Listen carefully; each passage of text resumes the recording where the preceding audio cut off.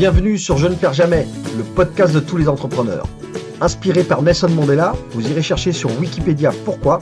Je suis Patrick de Carvalho, un entrepreneur en série, pionnier de l'Internet depuis 1998. Créer sa boîte, beaucoup en rêvent, trop peu passent encore à l'acte, encore moins réussissent. Pour se lancer, confirmer ou agir, il faut avoir soif d'apprendre. Il y a 1000 choses à faire, à savoir faire. Donner pour recevoir, partager, transmettre, voilà ce qui m'anime. Débutants ou chevronnés, nous sommes là tous ensemble pour exécuter, pour apprendre les uns des autres. Soyez inspirés et inspirants et n'oubliez pas, je ne perds jamais, soit je gagne, soit j'apprends. Allez, go, on monte le son et c'est parti pour l'écoute.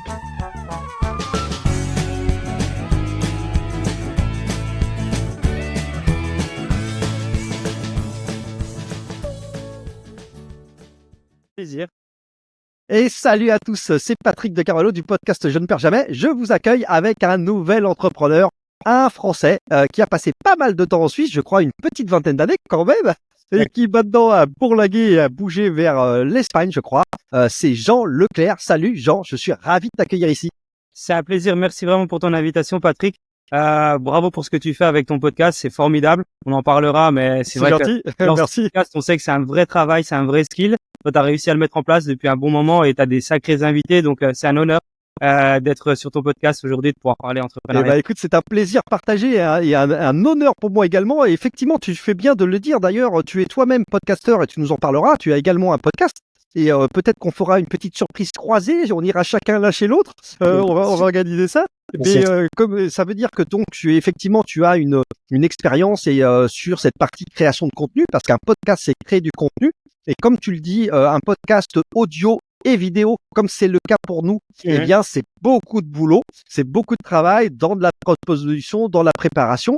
Et moi, je tiens à souligner quand même que je suis ravi d'avoir des rencontres qui se font grâce au podcast. C'est un très bon prétexte.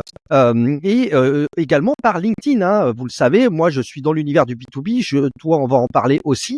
Et une grosse partie de notre business, mine de rien, se fait beaucoup avec ce phénomène de marque personnelle, de la marque d'entreprise que tu peux faire rayonner sur LinkedIn. LinkedIn est d'ailleurs un parfait outil de prospection commerciale également. C'est très puissant. Et donc, j'avoue que moi, j'ai beaucoup d'invités que je rencontre tout simplement par mon travail de connexion et de réseautage sur LinkedIn, parce que c'est quand même à ça que ça sert à la base. On est d'accord. Totalement. Alors, Jean, il y a un exercice de style qui est difficile quand tu fais un podcast, quand tu es invité, c'est que tu dois te présenter. Alors écoute, tu vas pas y couper. Moi, je dérange un petit peu à la règle. En général, je fais un petit portrait. Mais là, écoute, je préfère que peut-être tu te jettes dans le bain dès le début. Et à ce moment-là, je te laisse te présenter. Et ça va être intéressant de savoir comment tu te présentes justement. Ça marche. Merci Patrick encore pour cette introduction. Super. Vraiment, vraiment impatient d'échanger. Donc, moi, je m'appelle Jean Leclerc, effectivement. Donc, à la base, je suis français et à l'âge de 16 ans, j'ai migré en Suisse pour pouvoir travailler dans différents secteurs d'activité et surtout rejoindre une compagnie à l'époque. Dans mon secteur d'activité, quand j'ai commencé vraiment à sortir de l'école, parce que j'ai arrêté l'école à 14 ans, j'ai pas de diplôme. D'accord. Je me suis directement lancé dans un sport qui était à l'époque le cyclisme, qui était quelque chose qui était une de mes passions.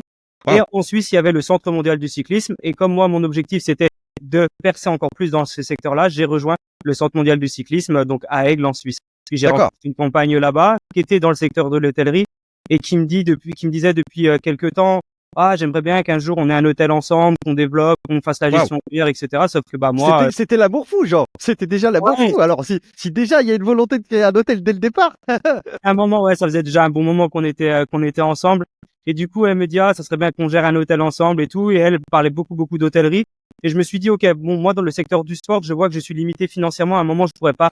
J'ai un plafond de verre, je pourrais pas dépasser ce plafond de verre. Même si je l'ai pas encore atteint, je sais que je pourrais pas aller plus loin. Donc l'hôtellerie, il y a moyen de connecter, un peu comme un podcast, de rencontrer des gens formidables dans les hôtels, que ça soit les clients comme les propriétaires, comme les gestionnaires, etc.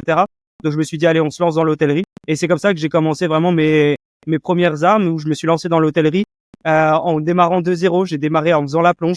J'avais 18 ans, j'ai fait la plonge. T'as gravi tous les échelons, quoi. Ah ouais, j'ai un peu galéré, mais bon, je pense que c'est le métier de tout le monde. Quand tu démarres en bas de l'échelle, c'est difficile, t'as pas de diplôme. Et un an après, j'étais vice-directeur de cet hôtel. En ayant démarré la plonge, je faisais 20 heures par jour Je faisais Wow. tous les postes, même quand on n'avait pas besoin de moi, j'allais voir qu'est-ce que je pouvais faire dans cette hôtellerie.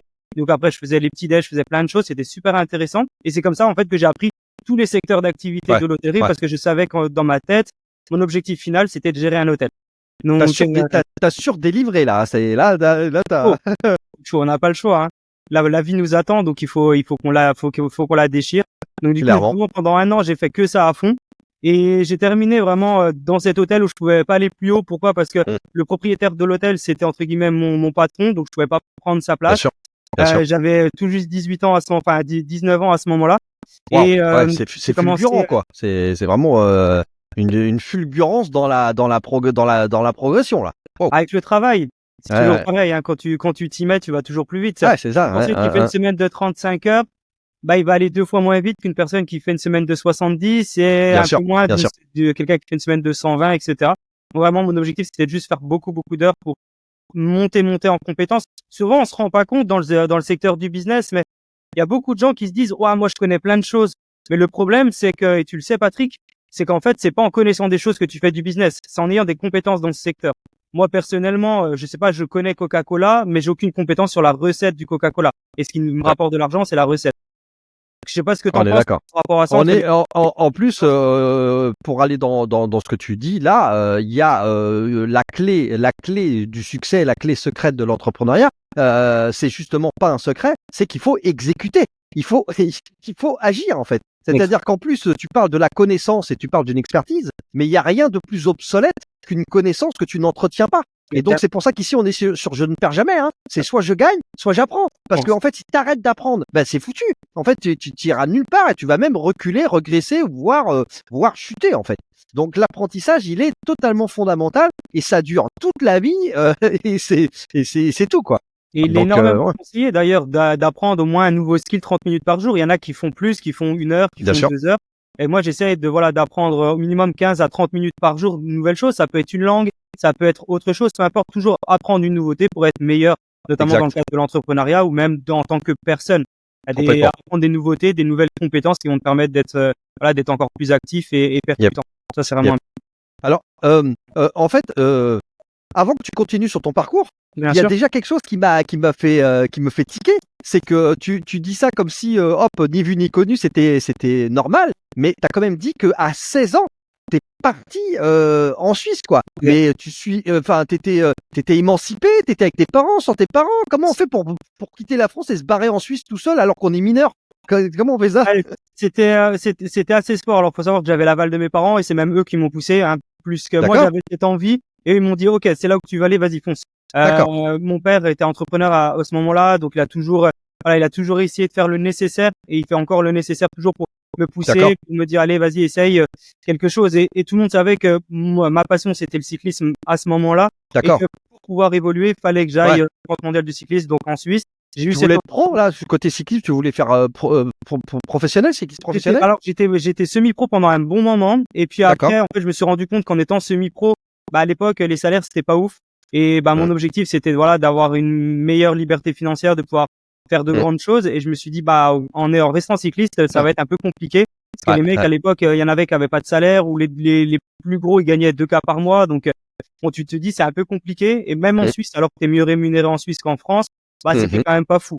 Donc du coup, je me suis lancé dans un autre où à ce moment-là, je voulais directement créer un groupe de magasins de vélos à travers la France. Et ça, c'était mon objectif. Donc j'ai commencé à travailler dans le secteur de la vente et de la mécanique au niveau du cyclisme. Et c'est comme ça que j'ai intégré le Centre mondial du cyclisme, notamment comme pour toute la partie vente et mécanique.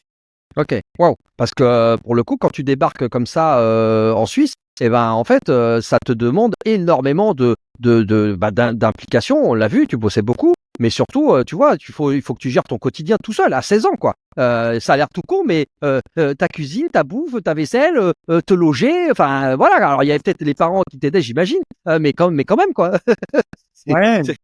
Alors, il y avait pas tant d'aide que ça de mes parents parce que du coup, on n'était pas du tout dans le même pays, donc je devais me débrouiller seul. Par contre, effectivement, ma mère, elle m'a toujours appris énormément de choses depuis que je suis jeune. Et donc, à 16 ans, j'étais déjà autonome. Je bougeais beaucoup. Autonome, d'accord. Je faisais plein de choses seul. Habiter seul, c'était pas ultra compliqué pour moi. C'était trop excitant. C'était un challenge de partir un peu de la maison.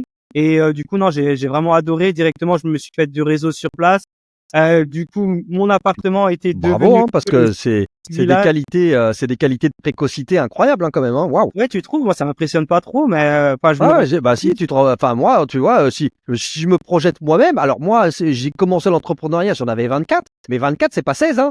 16, moi, j'ai 16, à 16 ans, j'étais adolescent. Si tu veux, à 16 ans, moi, je commençais des petits jobs d'été, je distribuais des prospectus dans la rue. Ah, ouais. Pourquoi? Parce que moi, j'étais passionné de moto et je voulais absolument avoir ma moto à 18 ans. Là, tu as le droit d'avoir le permis et tout ça. Donc moi, à mes 16 ans, j'ai commencé à travailler, mais genre des petits jobs d'été, tu vois. Mais c'est quand même pas partir, quitter son pays, quitter sa famille et aller, tu vois, travailler à l'étranger, quoi. C'est donc si quand même, c'est Mais voilà, je pense que les t'en rends gens pas sont compte, toi. de plus en Mm. plus adultes tôt, on va dire. Et Oui, j'ai l'impression que ça avance. Cette semaine, vraiment, pour être transparent avec toi, j'ai fait un call avec une jeune, elle avait 16 ans. ouais, Elle était en train de lancer son entreprise. Et à la base, ça fait déjà 2 ans qu'elle fait du trading. Et ça waouh, fait un an qu'elle est à peu près autonome financièrement. Donc, du coup, elle a commencé à 15 ans. À 14 ans, elle a commencé à se former. Et je me suis d'accord. dit, mais à 16 ans, elle avait Waouh. déjà une deuxième business où elle gagnait de l'argent sur TikTok et elle était en train de se développer sur un troisième business. Elle voulait que je l'accompagne sur un quatrième. Je me suis dit, mais à 16 ans, elle s'appelle Miley. Si jamais elle nous suit, elle nous Ouais, écoute. ouais, on lui enverra l'épisode. Ah ben non, mais grave, avec plaisir. Et je me suis dit, mais comment cette personne-là fait? 16 ans, j'avais pas du tout cet état d'esprit-là. Je voulais entreprendre, j'avais beaucoup d'ambition, mais j'avais pas encore entrepris à 16 ans. Et elle a commencé à 14 ans. Alors, Jean, tu sais quoi? Là, pour le coup, je suis un dinosaure vivant qui n'est pas en extinction par rapport à ça. Tu sais ce qui se passe? C'est que, en fait, il y a un phénomène qu'on pouvait pas, que moi, je suis de la génération, tu vois, génération X, hein, 1974. En fait, ce qui s'est passé et ce qui se passe actuellement, c'est que les technologies et ce qui est accessible a complètement bouleversé la capacité qu'on a désormais à entreprendre. Je veux dire, moi, entre guillemets, je voudrais être maintenant, moi. Parce que quand tu vois les bouleversements sur l'accès à la connaissance, sur l'accès à l'information, avec le web, avec Internet, avec YouTube, avec l'IA maintenant, mais c'est Ah, juste incroyable. Et je pense que c'est ça qui permet, Totalement. Jean, que des jeunes à 14 ans, comme tu dis, ils sont sur les réseaux, bidule, ils voient des trucs, ils se prennent de passion pour un sujet, et en fait, ils ont toutes les possibilités à leur disposition pour creuser, pour avancer, tu vois, pour apprendre plein de choses. Je veux dire, moi, j'allais faire mon mémoire de fin d'études, bidule, j'allais à la bibliothèque, j'allais chercher les bouquins. Enfin, c'était un autre monde, quoi. Aujourd'hui, tu vois bien, tu montes des business en ligne, en fait. D'ailleurs, une grosse partie de l'activité entrepreneuriale des freelances, des indépendants ou des solopreneurs, comme on appelle ça, c'est permis à cause de quoi et grâce à quoi? Bah, grâce aux technologies, en fait, qui te permettent de monter aujourd'hui en no code. Tu montes même un logiciel. Tu vois, limite, moi, je suis sûr de l'univers du logiciel avec des ingénieurs, des codeurs, des programmeurs. Bah, maintenant que l'IA qui est arrivé, alors moi, ils étaient déjà bons, ils sont déjà seniors. Là, ils sont partis dans la stratosphère. Ils codent encore mieux et encore plus vite qu'avant. Mais la grosse différence, c'est que tout à coup, un gamin de 16 ans dans sa chambre, il peut coder un logiciel, en fait. Et donc ça va tout changer. Tu vois ce que je veux dire? C'est en train de tout bouleverser, quoi. Mais c'est la folie. Les gamins, je dis ça, c'est des gamins, mais ils sont tellement matures, et ils sont matures plus vite. Effectivement, ils ont Clairement. des informations beaucoup plus rapidement que tout le monde, et ils sont déterminés. Enfin, moi, je pense Ouais. qu'à 14 ans, j'avais pas la même ambition qu'elle avait à 14 ans, et à Ouais. 16 ans, j'avais pas, peut-être des grosses ambitions, mais j'avais pas mis autant de choses en place qu'elle l'a fait. Yes. Et pourtant, j'étais early. Donc, non, franchement, ils sont impressionnants, les jeunes actuellement.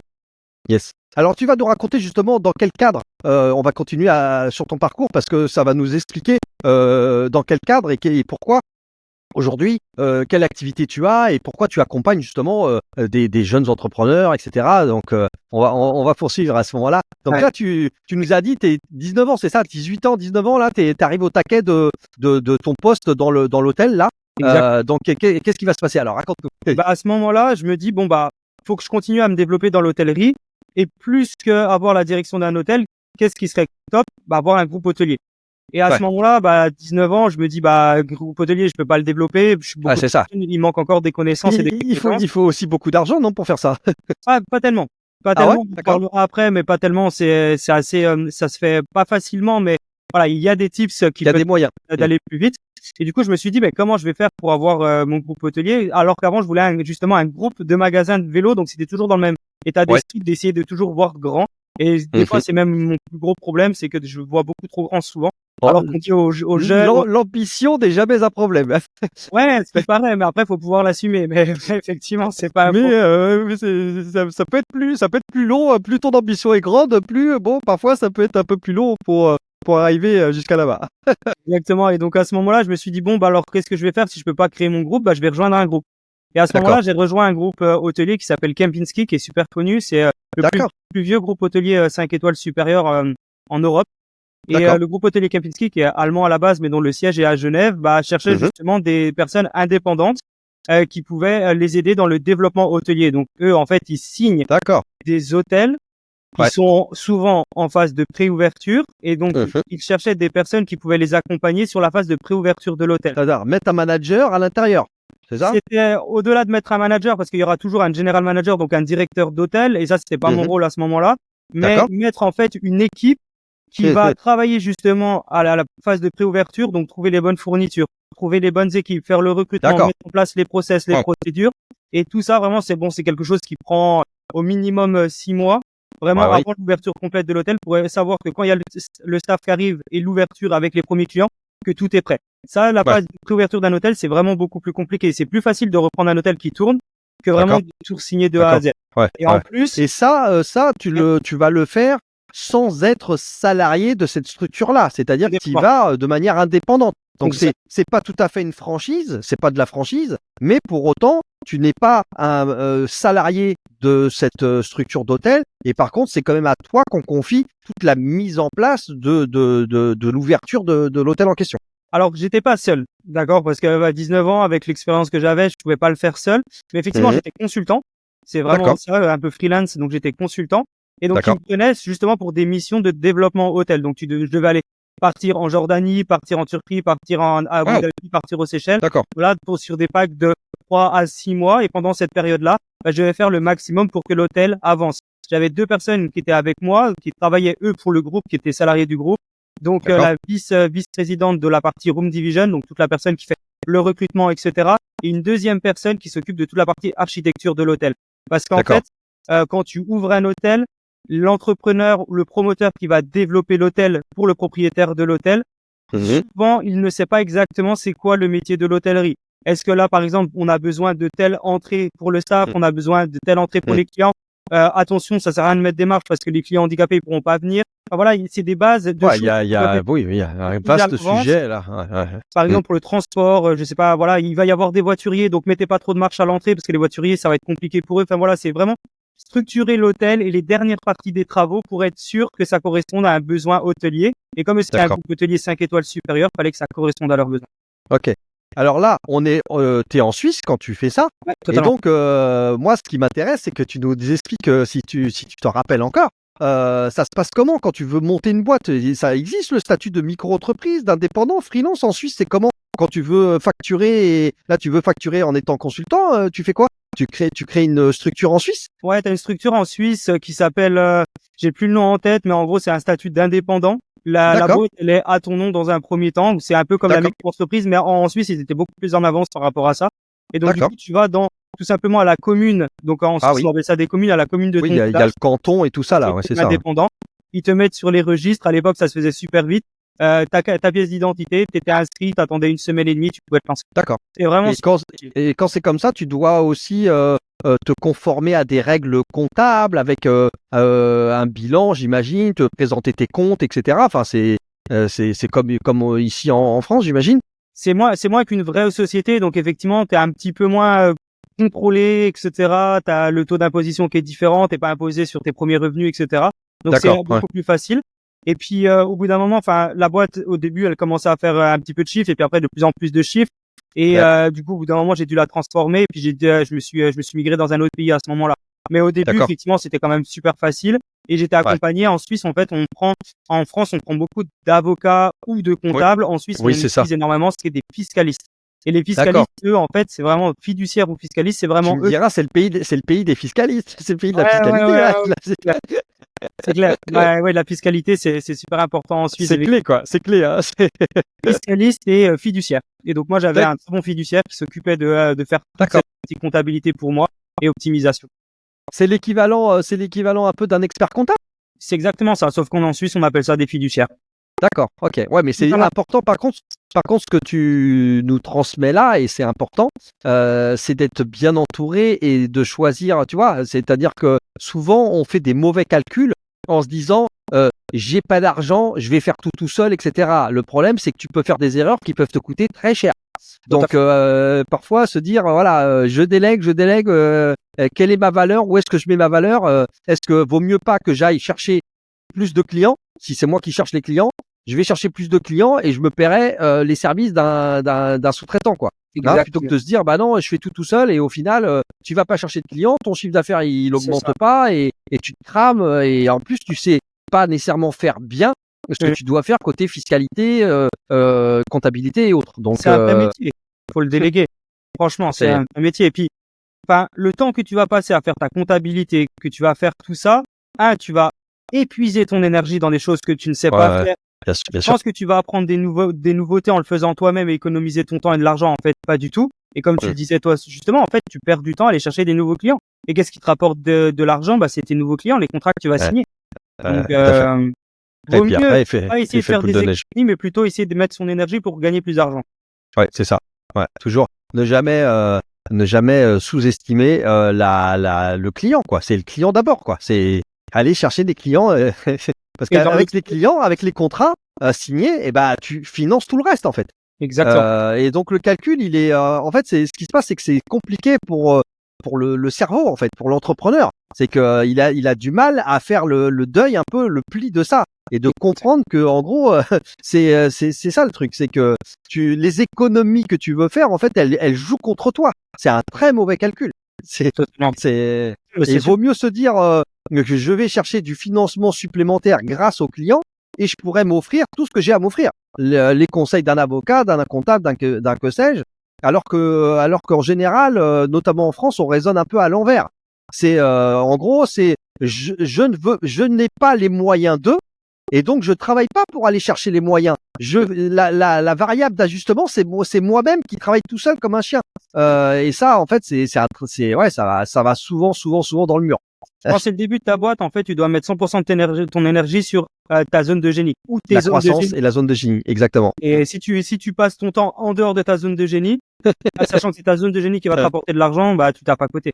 Et Ouais, souvent, c'est beaucoup de clair. jeunes le font, hein. Pourquoi? Parce que moi, j'accompagne beaucoup d'entrepreneurs dans plein de secteurs d'activité.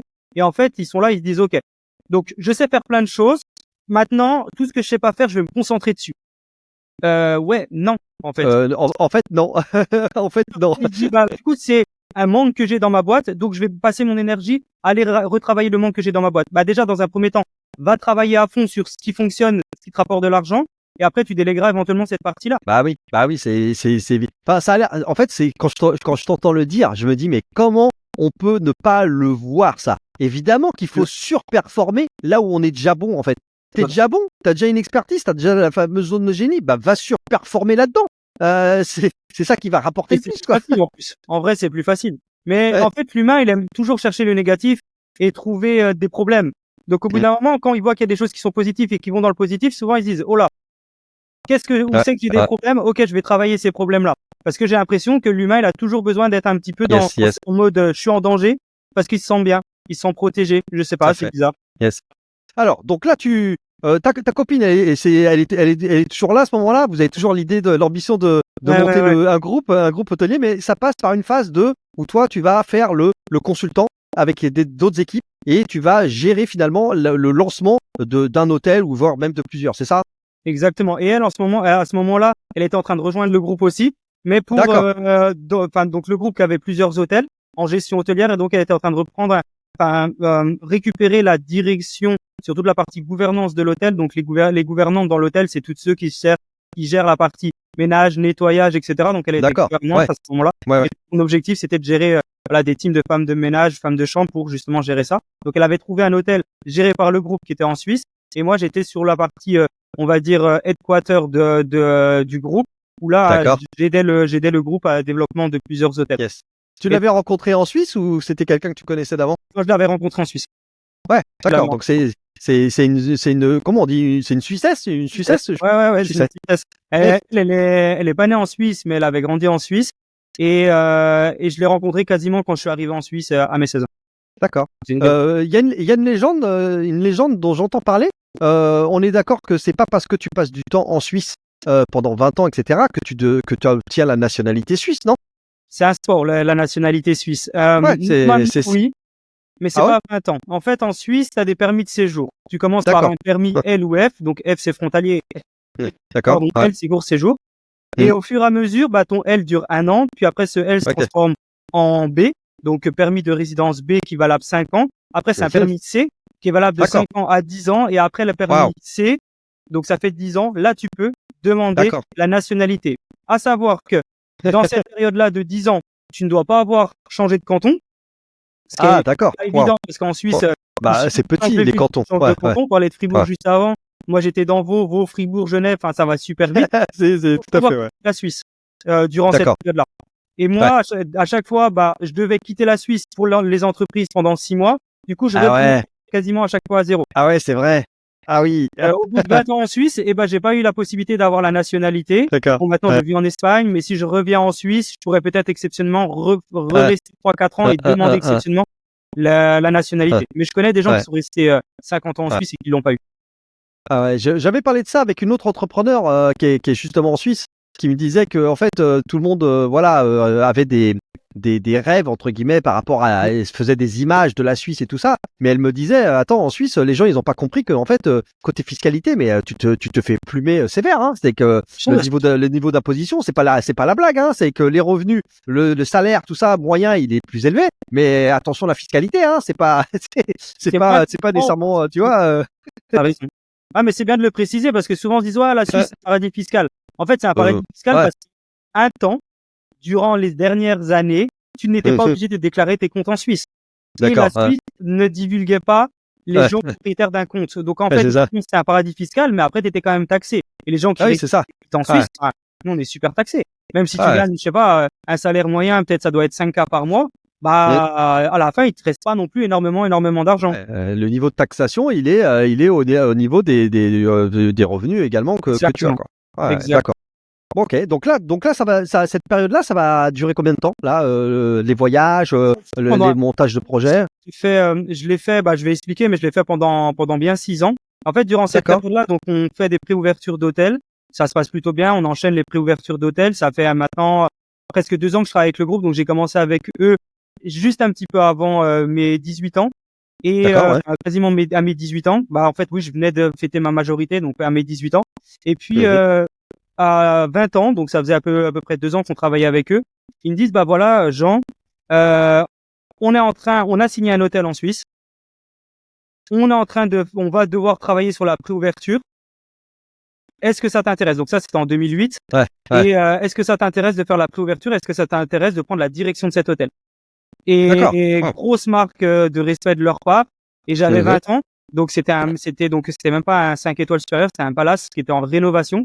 Ils me disent faut accompagner le palace pour toute une période de rénovation. Après, il va falloir recruter les équipes, mettre en place. Par contre, on peut pas te mettre une grosse équipe en place parce que c'est un palace, mais qui reste très petit. Donc, est-ce que ça t'intéresse? Il faut tout faire de A à Z. Donc, suivre les architectes. Je commençais à avoir l'habitude. Donc, j'ai dit, allez, banco. En plus, c'était en Suisse. C'était à 15 minutes de là où j'habitais en Suisse. D'accord. Donc, cadeau. Et je me suis dit, est-ce que c'est pas le début de l'objectif qu'on avait avec ma compagne je reprends la direction de cet hôtel à 20 ans.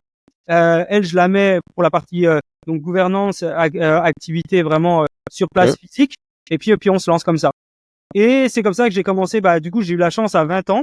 Je sais pas si c'est une chance, mais voilà, en tout cas, j'ai travaillé pour, d'être le plus jeune directeur de palace au monde. Et j'avais tout juste 20 ans, enfin un petit peu plus de 20 ans, mais voilà. Parce que c'est ce que j'allais te dire, c'est-à-dire que là, t'as pas fait entre guillemets l'école de, je sais pas quoi, l'école de l'hôtellerie ou j'en sais rien moi. Donc t'as fait du business, t'as appris de la gestion, etc. Mais être le directeur général, enfin le manager d'un hôtel, mais un hôtel qui est un palace. On se dit que oui, effectivement, il y a un sacré challenge, quoi, à tous les niveaux. Niveau organisationnel, d'organiser les personnels, la partie recrutement, parce que dans un hôtel, le personnel, il est clé. C'est le type de, c'est un commerce, un hôtel, hein. Donc la partie recrutement, sur le service, comme tu dis, la gestion des chambres, etc. effectivement, c'est une sacrée aventure entrepreneuriale là. En fait, il y a plein de choses derrière ça. La première, c'est que le groupe avait énormément confiance en moi. Ça faisait déjà 2 ans qu'on travaillait ensemble. Ils voyaient mes résultats. Ils ont dit, bah voilà, il a 20 mois enfin 20 ans et quelques mois. Il est mature, il est posé. On n'a pas besoin de le reformer. On peut démarrer avec lui. L'avantage, c'est qu'il habite à 15 minutes du palace. Ça, c'est un avantage. Ce palace-là, il y avait 6 ans de travaux derrière. Donc en fait, donc on l'avait signé en 2008 et l'ouverture était prévue en 2014. Et donc du coup, l'idée c'était quoi? C'était d'accompagner cet hôtel pendant 6 ans, sachant que j'habitais à côté, donc je pouvais faire des navettes. J'avais aussi mon bureau qui était là où j'habitais. Et en plus de ça, je continuais à accompagner l'hôtel sur d'autres ouvertures. Parce que pendant 6 ans, je peux pas attendre dans l'hôtel, juste à attendre que les travaux démarrent. Les travaux étaient en cours. Il y a eu aussi beaucoup de complications avec ces travaux parce que le promoteur. C'est long, ce que tu dis là. 6 ans, ça me paraît long pour faire les. Ça a duré plus longtemps que ça en plus à la fin des travaux. C'est vrai? Waouh. Ça a duré presque 10 ans au total. D'accord, mais en fait, enfin qu'est-ce qui pourquoi? s'est passé? Enfin, tu vois, c'est ça. Qu'est-ce qu'il y a à faire dans un palace pendant 10 ans, quoi? Il fallait tout refaire ou quoi? C'est quoi le bordel? C'est une grande histoire. En fait, le promoteur a racheté cet ancien palace qui était de 1907. Il était classé? Il était genre classé historique et tout ça, non? Ouais, classé historique, patrimoine, etc. Et quand il l'a racheté, en fait, il s'est rendu compte qu'il y avait de l'amiante et qu'il y avait beaucoup plus de travaux que prévu. Donc en fait, ils ont fait des photos de l'intérieur et des extérieurs et ils ont l'autorisation des protections des bâtiments de raser le bâtiment, mais de le refaire à l'identique. Donc du coup, en fait, le palace qui à la base devait durer 6 ans a dû être complètement détruit, complètement rasé et refait à l'identique selon les photos qu'il y avait d'époque. C'était vraiment un chantier pharaonique. Il y avait, je crois, 2400 ouvriers un temps par jour qui travaillaient dans le palace pour l'ouvrir. C'était une folie. Et puis du coup, à la base, le promoteur qui avait X budget, il s'est rendu compte que le budget, il n'allait pas être suffisant. Donc, il a emprunté, alors qu'à la base, il devait faire 100% sur ses fonds. Et puis après, du coup, il a galéré parce qu'il avait pas assez de fonds. Il a dû faire un prêt avec une banque. La banque, il s'est un peu retourné contre lui à la fin. Bref, c'était tout un projet. Et ça continue d'être rentable, un truc comme ça? C'est-à-dire qu'à un moment donné, tu te dis pas, bon, on abandonne, quoi. Parce qu'on rentrera jamais dans nos frais, quoi. Il augmentait le prix, tout simplement de la valeur mobilière de l'actif. Parce qu'en fait, c'était donc un palace, mais il avait la particularité, c'est que c'était un palace avec des appartements dedans, pas des chambres. D'accord. Une partie des appartements était à la vente. Donc, il vendait ça à peu près 35 000 € le mètre carré. Et donc, son objectif, c'était de dire, ok, on a un peu plus de travaux, j'ai de moins en moins de marge, mais je vais vendre les appartements de plus en plus chers. Et résultat, à la fin, le promoteur, malheureusement, ne pouvant pas honorer, il a malheureusement dû faire faillite. Avant même de pouvoir terminer la totalité des travaux. C'est le gouvernement qui l'a récupéré et moi j'étais là pour accompagner le gouvernement dans cette période-là. Bref, c'est tout un protocole, c'était super intéressant, ça a appris énormément de choses sur tel que je suis encore énormément et j'ai même habité dans ce palace pendant les 6 dernières années de ma vie. Ensuite, donc toi tu l'as vu entrer en commercialisation et tout, avoir les clients qui viennent et tout, quoi. Exactement. Justement, pour pouvoir vendre l'hôtel, le promoteur donc avait une équipe commerciale. Il expliquait qu'il y avait une équipe hôtelière qui était prête et en place. Et donc du coup, l'équipe hôtelière, c'était moi et les personnes que j'allais recruter. Donc du coup, je participais aux ventes hôtelières, je participais aux ventes des appartements, je participais à toute la partie prospection, commercialisation, vidéo, etc. pour que justement on puisse facilement vendre les appartements dans ce palace. Et tu faisais ça, Jean, sous quel statut? T'avais à la fois un statut de salarié, t'étais salarié, et à la fois t'avais toujours ta structure pour faire du consulting et tout ça, c'est ça? Alors j'avais toujours la partie consulting parce que justement j'allais travailler avec différents. Tu continuais. En plus de ça, je rajoute que à ce moment-là, je commençais à faire ce qu'on appelle du mystery guest pour cet hôtel, pour cette compagnie. Donc mystery guest, c'est quoi? C'est les gens qui sont payés par le groupe hôtelier pour aller pendant quelques jours dans un hôtel, utiliser tous les services, séjourner dans l'hôtel. Regardez comment est la relation client, le suivi client, tout ça, le client mystère, quoi. Le client mystère. Exactement, mystery guest. D'accord. C'est pas mal, ça. Pendant cette période-là, je voyageais beaucoup pour faire client mystère. Ça me permettait aussi d'apprendre les autres cultures dans différents pays, voir ce qui se faisait dans différents autres hôtels du groupe. Et après, moi, je rapportais au groupe, qu'est-ce que j'ai vu dans l'hôtel, qu'est-ce qui pourrait être amélioré, etc. Donc là, tout ça, c'était sur mon statut de consultant, en plus de les accompagner sur le développement hôtelier. Et de l'autre côté, c'était le promoteur qui, lui, me versait un salaire au titre de la société propriétaire du bâtiment. D'accord. Alors, comme D'accord. un salaire, mais c'était pas vraiment un salaire, mais en gros, c'était ça. Donc, du coup, j'avais le double statut parce Ouais. que, entre guillemets, quand après, t'es directeur de l'hôtel, quand t'es ce qu'on appelle general manager, bah, t'es salarié, tout simplement, du propriétaire de l'hôtel. D'accord. Et alors, donc là, t'as 20 et quelques années, là? T'as 20, 22, 23 Alors, le jour où on a signé le contrat, j'avais 20 ans et quelques. Et puis, après, bah, ça s'est développé sur plusieurs années. Mais oui, on est allé D'accord. jusqu'à 22, 23 ans sur le développement de cet hôtel-là, ouais. Et alors, la question qui nous brûle les lèvres, là. Alors, ça palpe? Ça gagne des sous? Ça fait des sous? Ou Ah, pas? non, c'est pas, voilà, on sait comment c'est, on n'aime pas toujours trop parler d'argent, mais oui, forcément, en Suisse, dans l'hôtellerie de luxe, tu gagnes un Ouais. peu plus d'argent que la moyenne. Alors, ça dépend. Bien sûr, si tu as la D'accord. plonge, tu gagnes rien. Quand j'ai Ouais. commencé à la plonge, j'étais en dessous de l'équivalent d'un SMIC en Suisse, sachant qu'il n'y a pas de SMIC, mais vraiment, je gagnais Ouais. vraiment rien. C'était Mhm. même très, très compliqué financièrement parce qu'avant, je gagnais plus et quand j'ai commencé la plonge pour faire de l'hôtellerie, je gagnais moins. Mais c'était, voilà, Mhm. pour ma compagne.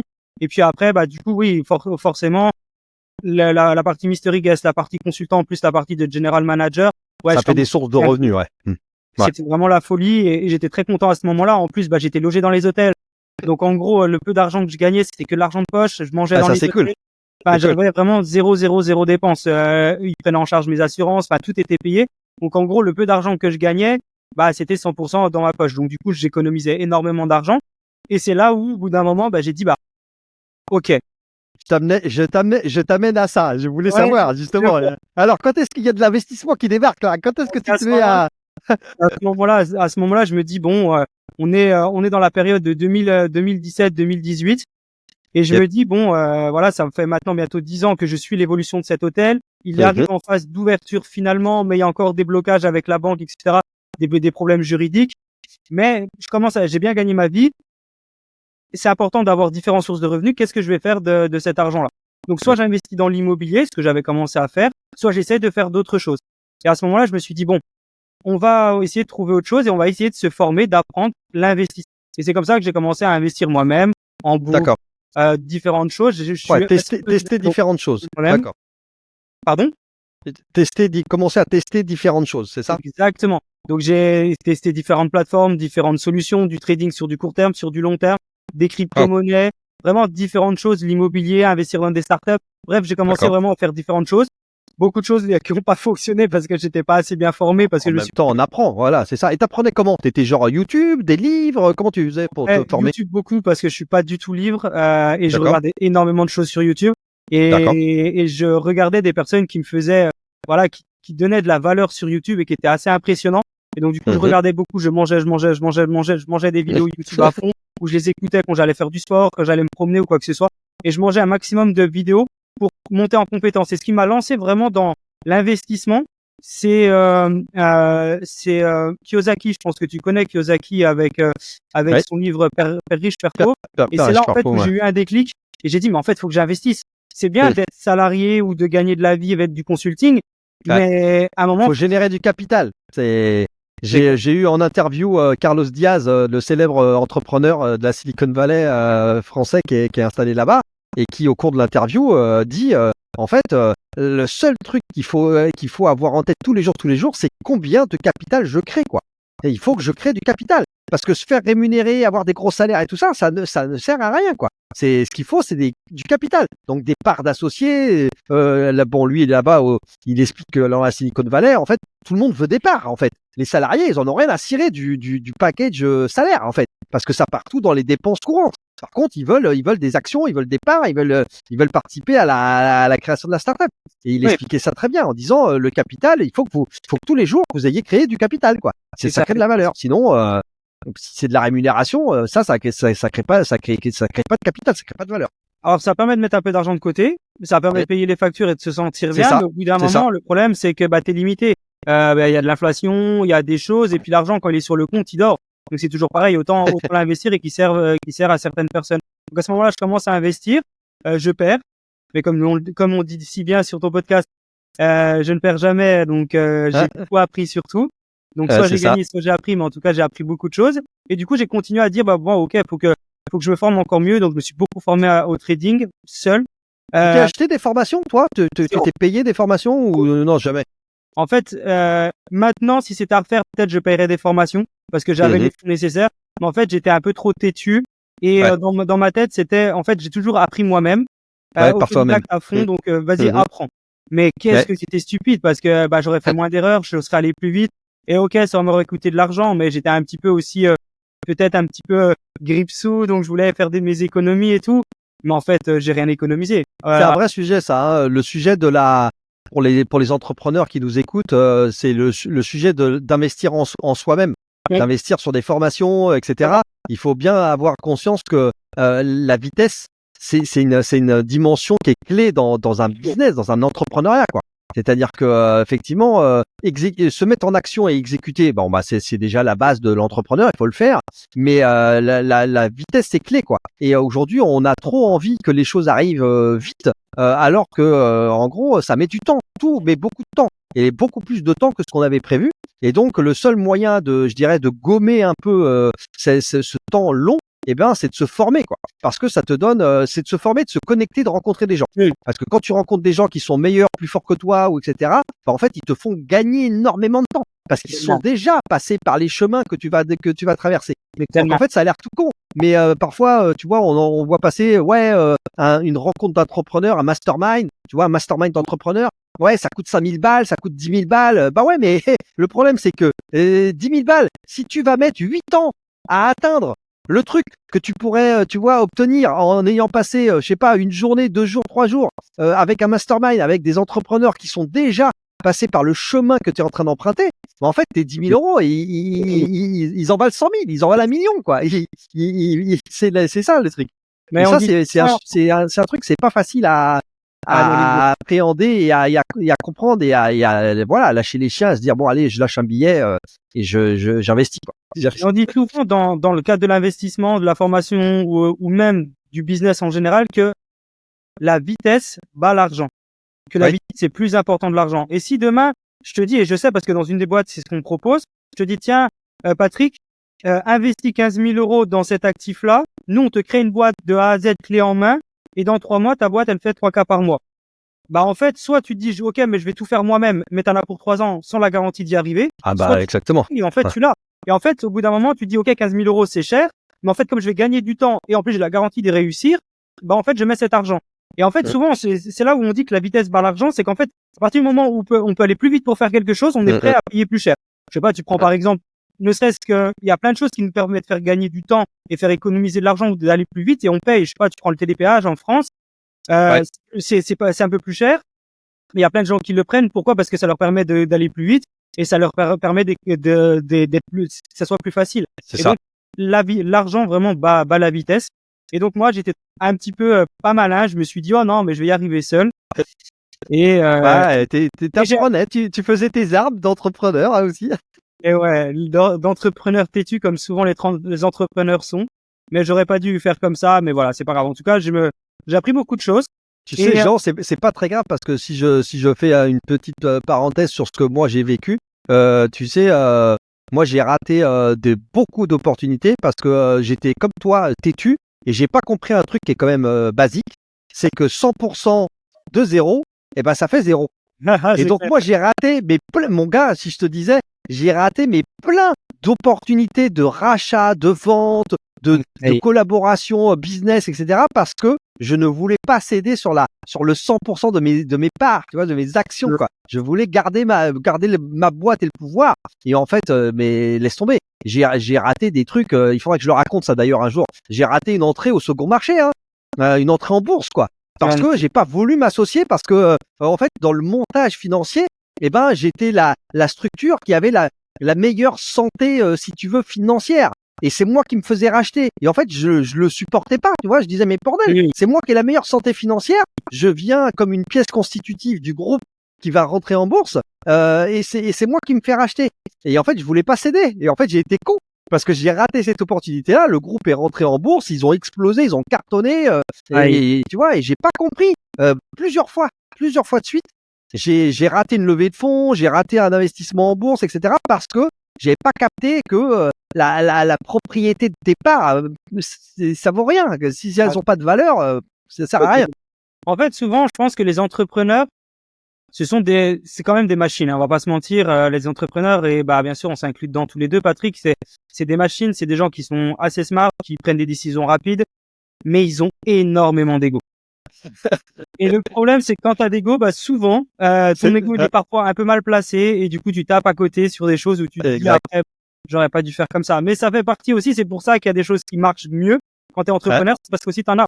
Donc ouais, peut-être que des fois l'ego c'est pas. Je dois avouer que le mantra je ne perds jamais, je l'ai aussi adopté pour faire passer la pilule. La première fois, tu vois ce que je veux dire, la première fois où j'ai adopté le mantra, c'était je peux c'est un scoop, hein. Je l'ai jamais raconté, hein. Mais j'ai fait mien et je me suis accaparé ce mantra en toute vérité, genre c'était pour affronter une difficulté que je rencontrais, tu vois ce que je veux dire. C'était tellement difficile d'être dans la difficulté que je rencontrais que je me suis accroché à un truc qui me faisait passer la pilule, quoi. Parce que c'était vraiment terrible, tu vois. Donc c'est surtout ça en fait, hein, au départ. Après, j'ai développé la philosophie qui va avec, avoir une vision, de voir les choses, tu vois, le verre à moitié plein plutôt qu'à moitié vide, etc. Mais la toute première fois, quand j'ai utilisé ce truc-là, c'est surtout parce que je devais passer, tu vois, la vague de 40 mètres qui m'arrivait sur la gueule, quoi. Ah ouais, effectivement. Ah ouais. Donc c'était en gros, tu l'as utilisé comme un pansement pour justement oublier un peu. Parce que sinon, tu vois, c'était tellement difficile que je dis souvent que ce truc m'a sauvé la vie au sens propre comme au sens figuré, tu vois. C'est-à-dire que si j'avais pas trouvé un truc auquel m'accrocher et modifier la manière de ressentir ce qui m'arrivait, bah en fait tu fais un burn-out, tu te détruis, quoi. Donc c'est vrai que voilà, chacun trouve, tu vois, chacun trouve la manière d'affronter les difficultés et les échecs et au départ, je dois avouer que la toute première fois, c'était un bouclier, c'était une manière d'avaler les couleuvres, comme on dit, d'avaler la situation qui était insupportable, tu vois, psychologiquement. C'était vraiment difficile et je savais pas comment affronter la chose, quoi, comment l'accepter, quoi. Et c'est là on voit ton intelligence, Patrick, c'est que tu as transformé cette douleur, cette peine en force. Et c'est là, en fait, la force de l'entrepreneur. Ouais, c'est un réflexe de survie quasiment, tu vois, Jean. C'est à la limite, tu fais ça pour survivre. C'est que t'es tellement mal, t'as tellement envie de te mettre par terre qu'à un moment donné, ouais, j'ai fait ça comme un réflexe de survie, quoi. C'est fou. Bah, en tout cas, ouais, bravo à toi. Tiens, voilà, je le porte là, hein. Je ne perds jamais, hein. C'est force et courage. Bravo à toi. T'as su rebondir avec ça et franchement, bravo. En tout cas, donc toi, c'est pareil. Là, c'est là où, ce moment-là, ce que je trouve intéressant, c'est que il y a aussi beaucoup d'entrepreneurs qui ne savent pas entre guillemets investir à bon escient, qui crament tout, qui prennent tout leur argent, qui se protègent pas, qui se donnent pas de filet de sécurité, etc. Et parfois même des levées de fonds, ils se font au deuxième tour. En fait, ils se font sortir. Et pendant ce temps-là, en fait, ils ont mis tout leur argent dans leur propre boîte dans laquelle ils sont plus majoritaires. Et donc ils se font carrément parfois sortir. Et là, ils se retrouvent le bec dans l'eau. Ils ont rien. Ils ont pas eu d'investissement. Ils ont pas acheté. Ils ont pas protégé à la limite leurs proches. Et donc souvent, c'est vrai que j'ai des discussions avec les entrepreneurs en disant, écoutez, quelle que soit la situation dans laquelle vous êtes, mettez toujours un petit morceau, couvrez-vous, investissez ailleurs que dans votre propre boîte, quoi. Parce que sinon, tu le sais trop tard après, avec le recul. C'est quand tu vieillis que tu fais, ah ouais, putain, ouais, si j'avais su, ouais, mais donc, ouais, il faut le. Il y a deux choses. Je pense que la première, c'est, t'as 100% raison sur cette partie-là, mais ça arrive pas qu'aux entrepreneurs. Ça arrive aux gens qui sont dans d'autres secteurs d'activité. Tu prends les sportifs, qui gagnent de l'argent et qui, une fois qu'ils sont en retraite, 80%, malheureusement, ils sont en faillite ou pas loin. Et puis tu prends tous ceux qui gagnent au loto. En fait, c'est parce qu'il n'y a pas le mindset, effectivement, de l'investissement. Et en fait, moi, je pars du principe, et c'est comme ça que j'ai commencé à apprendre, notamment avec le livre de Kiyosaki, donc Père riche, Père pauvre, où il explique, lui, gentiment, il dit, vous gagnez de l'argent, cet argent-là, vous l'investissez et vous vivez seulement avec ce que va vous rapporter des investissements. Ce qui fait que si moi je touche 1000 euros et que je dépense 1000 euros, bah à la fin j'ai zéro. Si je touche 1000 euros, que j'investis 1000 euros et que ces 1000 euros me rapportent ne serait-ce que 100 euros, et que je vis avec ces 100 euros, à la fin, ok, j'ai vécu un peu moins bien, mais j'ai toujours mes 1000 euros. Et mes 1000 Bien euros sûr. qui vont compound, donc qui vont se développer, qui vont grandir. Et puis le mois prochain, j'aurai pas que 1000 euros parce que j'aurais peut-être pu économiser un peu plus, j'en aurai 2000. Du coup, je vais plus vivre avec 100, mais 200 qui vont se développer au fur et à mesure. Et en fait, il faut vraiment avoir ce mindset de se dire, OK, je vis comme un investisseur. L'argent que j'ai, avant de l'utiliser pour moi, de l'utiliser pour des choses, même que j'ai besoin, payer un loyer, faire des trucs, investis vite cet argent et tu paieras ton loyer avec le résultat de cet investissement. Et c'est comme ça, en fait, que j'ai commencé à faire. Bon, moi, j'ai pas pris tout cet argent-là, mais je prenais une bonne partie. Donc, tu disais un pourcentage. Moi, je pense qu'à l'époque, c'était presque 80-20. Donc, 20%, je le gardais. 80%, ça partait en investissement. Et grâce à ça, en fait, ça m'a permis vraiment d'être vite autonome financièrement. Ah ouais, ça t'a fait démarrer les premiers paliers, les premiers retours sur investissement. Et quoi. là, j'avais plus besoin à ce moment-là, j'avais plus besoin de salaire. En fait, j'avais plus besoin de revenus. Limite, j'avais plus besoin de travailler parce que je commençais à gagner de l'argent que j'économisais. Et du coup, ma vie, elle était encore différente. Donc, je travaillais encore parce que l'hôtellerie, ça me passionnait. Mais quelque part, j'avais encore une autre chose qui commençait à venir en moi, c'était maintenant, comment tu peux faire de l'argent dans le secteur de l'investissement. Et ça, tu sais à peu près, c'est à quel âge tu te retrouves comme ça à te dire, ah bah tiens, je suis, entre guillemets, ça y est, je suis à un statut financier de liberté. C'était quand? T'avais quel âge? 11, 26, 27 ans. 26, 27 ans, c'est bien. Quelque chose comme ça. Je pense que c'était 26, 26, peut-être entre 25 et 26 ans, ouais. Et ce qui est intéressant d'ailleurs, tu peux témoigner toi ça de Jean, et tu viens un petit peu d'introduire ce sujet-là, c'est que c'est absolument extraordinaire justement d'être libéré de la contrainte financière. Parce que pour le coup, ta créativité, entre guillemets, elle est décuplée. Tu n'as plus de peur, tu n'as plus de risque de oh là là, comment je vais faire pour vivre, pour payer, comme tu dis, payer mon loyer, mon bidule et tout ça. Et donc dans ces moments-là, c'est juste génial parce que tu as une capacité à faire ce qui te plaît et avoir une création, des idées que tu peux mettre en œuvre et souvent avec plus de réussite même parce que t'as pas de chape de plomb, du stress de pas réussir ou autre. Et donc souvent ça va provoquer entre guillemets de meilleures réussites, une projection vers le succès qui sera d'autant plus bonne et meilleure quoi en fait. Ouais, totalement parce qu'en fait effectivement comme tu as plus cette épée de Damoclès au-dessus de la tête, ça t'enlève déjà un poids dans la tête, donc le poids qui mettait une partie de ta concentration dans quelque chose, ça peut mettre cette concentration dans quelque chose d'autre et ce quelque chose d'autre qui va te rapporter, et ça c'est vraiment important et souvent on l'oublie. Et donc du coup c'est à ce moment-là que j'ai commencé vraiment à beaucoup investir et je me suis dit faut créer une boîte dans l'investissement. Donc je continuais d'apprendre, je faisais de plus en plus de bourses, je faisais différentes choses, et à ce moment-là j'ai un de mes clients, donc on est en 2018-2019, donc j'ai un petit peu avant mes 30 ans, 28-30 ans, qui vient me voir, donc un client qui était le propriétaire d'un des hôtels que j'avais en gestion, parce qu'entre-temps, j'avais commencé donc dans l'hôtellerie, peut-être je vais revenir aussi sur le sujet, mais dans l'hôtellerie, il y a deux secteurs qui sont importants. Il y a le propriétaire de l'hôtel et le gestionnaire de l'hôtel. C'est deux choses différentes. Souvent, on voit par exemple les hôtels Four Seasons, les hôtels Ibis, les hôtels Campaning, B&B, peu importe. On s'est dit, le propriétaire de cette Ibis, ils ont plein d'hôtels. En fait, non. Le propriétaire des murs, c'est en général un investisseur immobilier qui met la gestion de son hôtel à Ibis. Et Ibis, après, est payé sur des royalties. En général, c'est comme ça. Donc moi, c'est comme ça que j'ai développé un groupe hôtelier où j'avais signé plusieurs hôtels un peu partout. Parce que je te disais avant, justement, ça coûte pas si cher de créer un groupe hôtelier parce que si tu n'achètes pas les hôtels... Oui, c'est ça. T'as pas les murs, en fait. T'as pas les murs. T'as en gestion et en exploitation l'établissement. Mais t'as pas eu, toi, à mettre X millions sur la table pour acheter le terrain ou les murs ou je sais pas quoi. Et c'est ça pour 90-95% des groupes hôteliers. Hilton, etc. C'est juste propriétaire d'un hôtel qui est brandé Hilton. Et ils en ont quelques-uns en propre, peut-être. Tu vois, je prends le groupe Accor et tout ça. J'imagine que ils en ont quelques grands, des grands palaces ou je sais pas quoi. Ils les ont en leur nom propre complet. Propriété immobilière plus la gestion, quoi. C'est un peu des trophy assets à ce moment-là. Donc, c'est des mecs qui, dans leur groupe, ils achètent cet hôtel parce que c'est peut-être le premier hôtel de la marque. Ou parce que, voilà, ce genre de choses où il y a une grosse opportunité, un hôtel qui fait faillite, ils le récupèrent. Mais en général, c'est pas leur business d'acheter les hôtels. Mais effectivement, tu fais quand même de l'argent quand tu as un groupe hôtelier. Donc, à un moment, cet argent, autant le réinvestir. Et donc, pourquoi pas le réinvestir dans un des hôtels que tu gères. Donc, voilà, ça, donc, dans la partie hôtelière, c'est ça.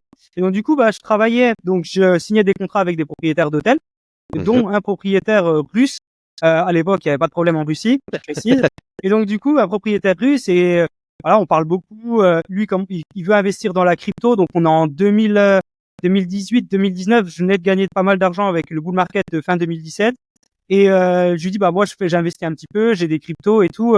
Bah est-ce que ça vous intéresse? Et lui super smart, vraiment un gros groupe pétrolier, le premier russe à avoir lancé des satellites privés dans l'espace et tout, vraiment une machine de guerre.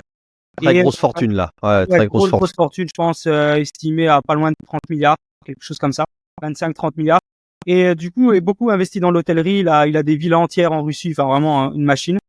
Et du coup, on parle beaucoup avec lui, on s'entend super bien. Il me prend un peu sous son aile, un peu comme un second papa. Et on parle vraiment beaucoup ensemble.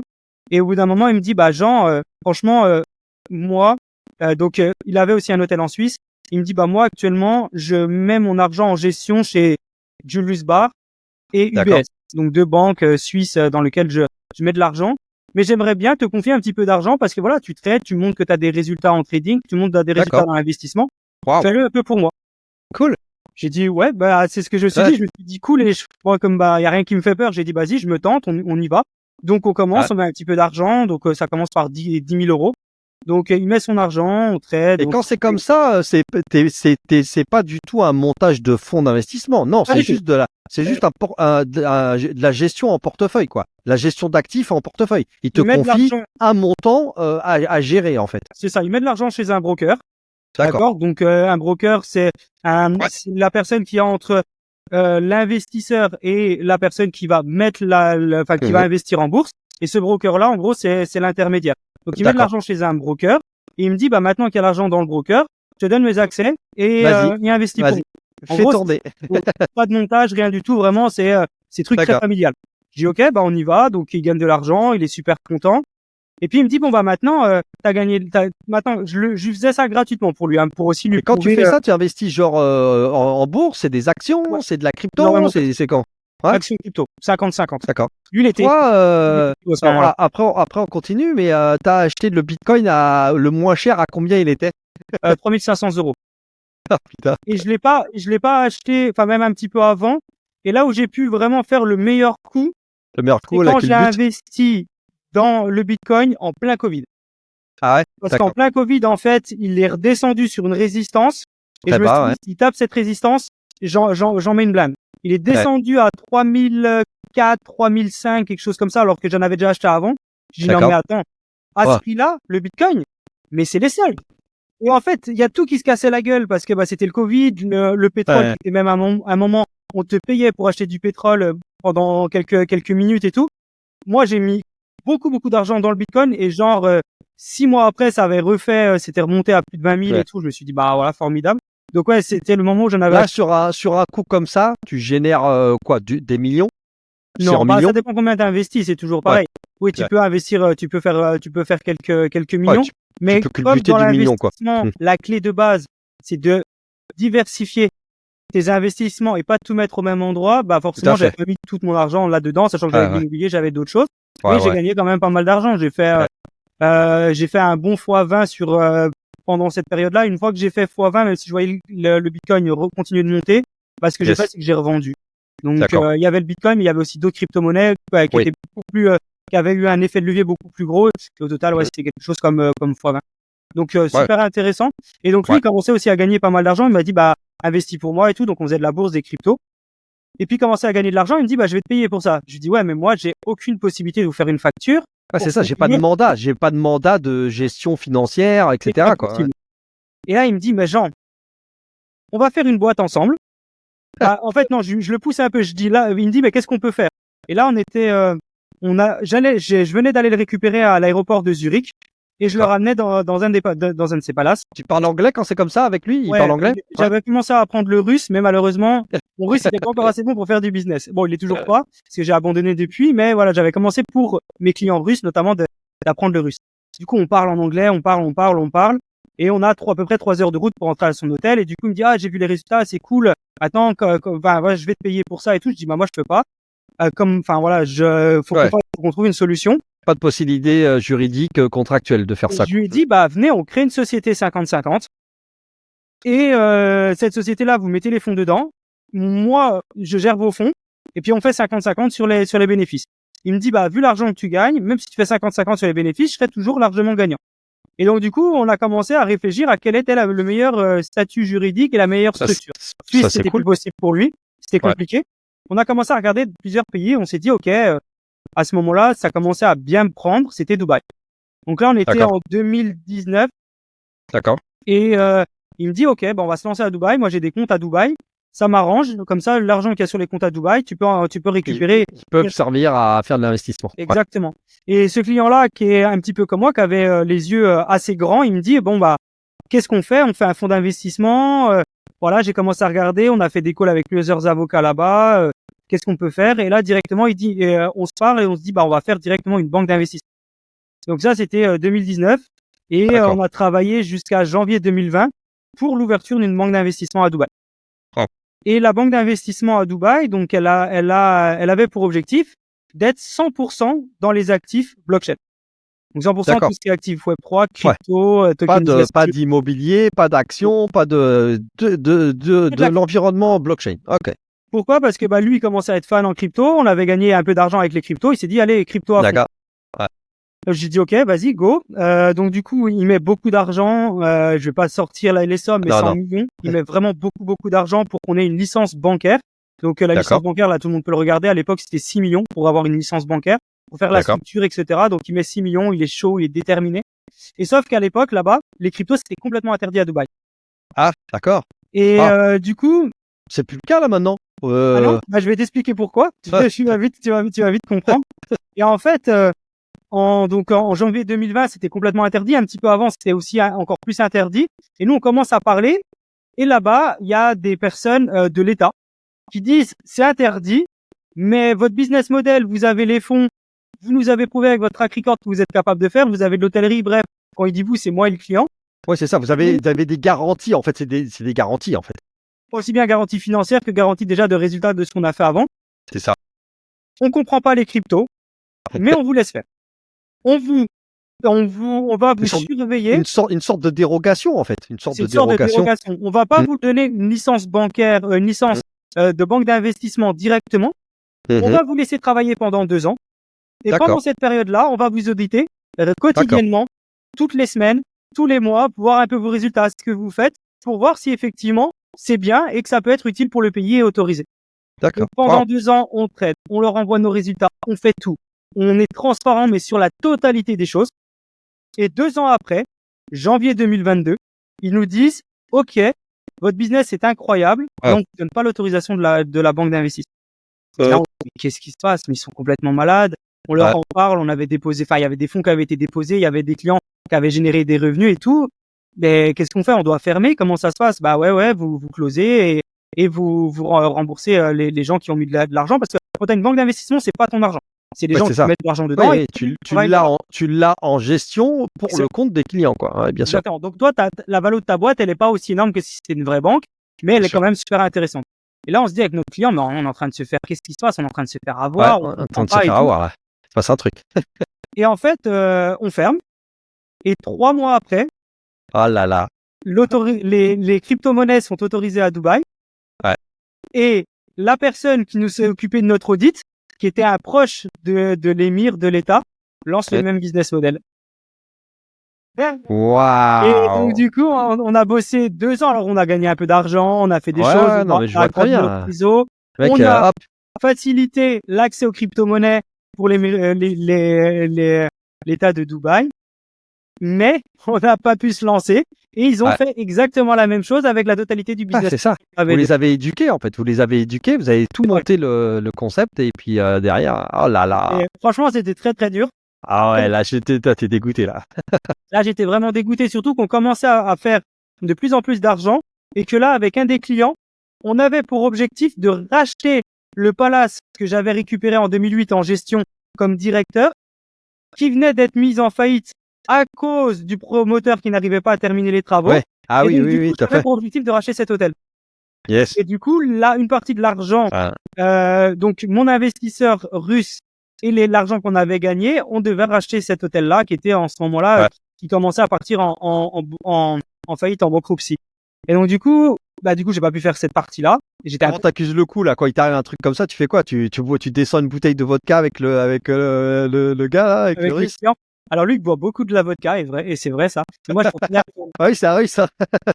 Mais ouais, lui, c'est un gros consommateur. La vodka, elle est au congèle. Quand tu vas chez lui dans son appartement, il te sort la bouteille, il boit, ouais, et des très bons vodka ou du whisky. Lui, c'est pas Et- champagne, ça. C'est en fait les champagnes, Ouais, c'est c'est de pas l'alcool pour. fort. Faut que ça Ouais, brûle. c'est Ah ouais, faut que ça brûle. Donc du coup, parce que super. là, ouais, là, tu super. prends un coup de bambou, quoi. Franchement, j'imagine là, t'as dû Il y a marquer deux un peu le choses. coup là. Il y a une partie fierté Ouais. d'avoir Ah oui, réussi attends. ça. Et il y a une partie où je me dis, mais je me suis fait enfumer. Ah, tu t'es fait enfler là. Et là, j'avais C'est- pas 30 ans, hein. J'étais, enfin, voilà, vas-y, 2022, enfin, je venais de dépasser les 30 ans, mais quand j'ai lancé le projet, je venais juste d'avoir 30 ans. Et bon, voilà, c'était un secteur très différent pour moi. Là, je parlais avec des grosses institutions. Bon. Bref. On dit que la leçon, tu sais, genre, on dit que la leçon, elle est à la hauteur de ce que tu perds, tu vois. Donc là, voilà, là, la leçon, tu l'as bien retenue là. Ouais, franchement, j'ai pris cher. Mais à la fois, j'étais content et je me suis dit, OK. Pendant un bon moment, j'étais vraiment très énervé. Je me suis dit, on va les attaquer, on va prendre des avocats. Et je dis, mais qu'est-ce que tu veux faire contre eux? Ouais, qu'est-ce que tu veux faire? C'est l'État lui-même, hein, c'est l'État Ah, mais, suprême. non, mais c'est clair. Donc, tu peux rien faire. Et là, à ce moment-là, je me suis dit, bah, qu'est-ce qu'on fait? Et du coup, j'ai relancé une boîte à Paris pour aller sur le même secteur d'activité, mais pas sur les cryptos, mais sur le security token. Donc, les D'accord. cryptos, c'est des utility tokens. Et là, mais sur le security token, j'expliquerai peut-être un peu plus en profondeur après. Et du coup, Mhm. bah, j'ai rebondi directement en créant une société. Donc, le temps qu'elle se crée, qu'on se mette en place, je l'ai ouverte en juin 2022 à Paris. Et là, tu le fais tout seul ou tu continues avec Non, je suis plus avec le client. On est en très très bon terme. On était fâchés tous les deux, mais on était fâchés contre ce qui nous est arrivé, mais pas contre nous. On est encore en très bon terme. Je l'ai encore eu au téléphone là il y a quelques jours. Et voilà, donc non, je décide de le faire seul. À ce moment-là, depuis juin 2022, ça commence à être compliqué pour la Russie. Donc dans tous les cas, il peut pas investir. Et donc du coup, je me lance 100% seul sur cette Et en société. 2022, attends, c'est en 2022? Ah non, c'est en 2020 qu'il y avait eu le Covid qui était passé par là, quoi. Ouais. Et quand on a ouvert en janvier 2020 la banque d'investissement, le Covid est arrivé quelques mois après. Et moi, je c'est ça, commençais mars à aller à 2020. Dubaï. Exactement. Et en fait, je faisais beaucoup d'allers-retours à Dubaï, justement, entre janvier 2020, même décembre 2020, janvier 2020 et mars. Et là, je me dis, il y a beaucoup de Chinois qui commencent à arriver. Il y a tout le monde qui commence à dire, ouais, c'est le bordel en Chine, ils sont en train de confiner, mais en Europe, personne n'en parle. Et je parle avec mon client et on venait de sortir quelques mois plus tôt du forum de Davos, où il m'avait invité parce que lui, il est invité tous les ans au forum de Davos. Et dans le forum de Davos, il disait que l'année prochaine, il risque d'avoir une pandémie, quelque chose comme ça, et tout risque de fermer. Et je me dis, mais c'est fou parce qu'il y a tout qui est en train de fermer en Chine. Moi qui suis vraiment beaucoup les marchés financiers pour la bourse, le trading et tout. Et là, je me dis, il commence à se passer un truc. Et du coup, j'ai vu venir le Covid en Europe. Ça sent le brûler, quoi. Là, ça commence à sentir le brûler, là. Ça commençait à sentir vraiment le cramer. Et du coup, j'ai eu la chance de pouvoir anticiper le Covid, d'investir dans le Bitcoin avant, d'anticiper énormément de mouvements de marché là où il y a tout le monde qui était en panique. Donc du coup, grâce au fait de vivre à Dubaï et à ce moment-là dans un de mes hôtels, j'avais une chinoise. T'as eu accès à des signaux faibles avant les autres, quoi. Ouais. Exactement. Et ils sont devenus forts quand les Chinois ont commencé à me dire c'est le bordel en Chine, tout est bloqué, ça va arriver en Europe. Et je me suis dit, je sais pas, à Davos, ils en parlaient. Tous les marchés, ils sont surcotés. Est-ce que c'est peut-être pas un moyen aussi de peut-être rapporter un petit peu de cohérence au marché, de faire un peu péter les bulles? Et c'est ce qui s'est passé. Yes. Waouh. Et alors, finalement, est-ce que tu réussis à créer ton groupe hôtelier? Le groupe hôtelier, donc j'en ai deux. J'en ai un qui est en Suisse, qui est allié à plusieurs hôtels, notamment en Suisse. Et j'en recrée un deuxième. Alors, lui, je l'ai créé, je pense, en avril 2022, quelques mois avant le projet de société d'investissement à Paris. Et là, cet objectif-là, de ce groupe-là, c'est de récupérer la gestion hôtelière et le financement via la deuxième banque d'investissement pour gérer l'hôtel. Et comme à ce moment-là, on avait pour objectif de racheter l'hôtel en Suisse qui était qui était en faillite, et que moi à ce moment-là, je m'étais parti de la gestion hôtelière parce que justement ils avaient plus de revenus. Donc je me suis dit, qu'est-ce qu'on va faire? Je vais créer un groupe hôtelier, trouver les financements et racheter cet hôtel. Ouais, t'as pas perdu la passion pour le secteur, pour l'hôtellerie et tout Et ça. donc, du coup, j'ai créé Palace, qui est un groupe hôtelier basé à Paris sur les, enfin, l'adresse, la boîte aux lettres est sur les Champs-Élysées. Et donc, du coup, j'ai créé Palace en avril 2022 pour justement récupérer la gestion hôtelière de ce Palace-là. D'accord. Et la banque, la banque d'investissement qui a été fermée et la société d'investissement que je recrée par la suite qui s'appelle Bloc Capital, qui existe actuellement sous le nom de Bloc Capital, pareil, qui est à Paris.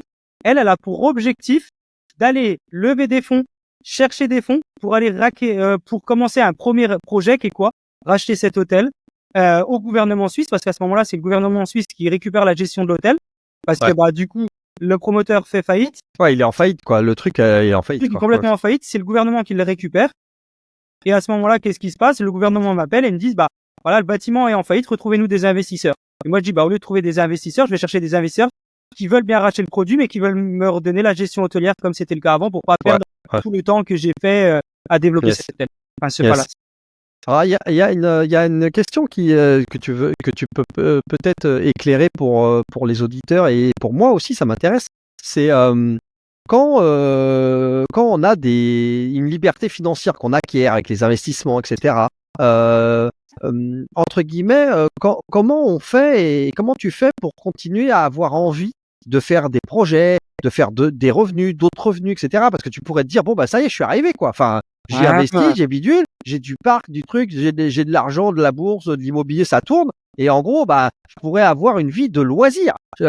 Continuer à avoir des activités, mais qui soient des activités de loisirs. Pas, là, tu arrêtes pas de parler tu accompagnes des clients, bidule et tout. Donc, en fait, tu travailles encore, en fait. Tu vois ce que je veux dire? Tu continues à faire plein de projets, plein de trucs et j'aimerais bien savoir, voilà, comment tu peux nous expliquer ça? Qu'est-ce qui se passe dans ces cas-là? L'argent fait pas le bonheur, fait pas la réussite, ça te donne pas envie d'arrêter, non?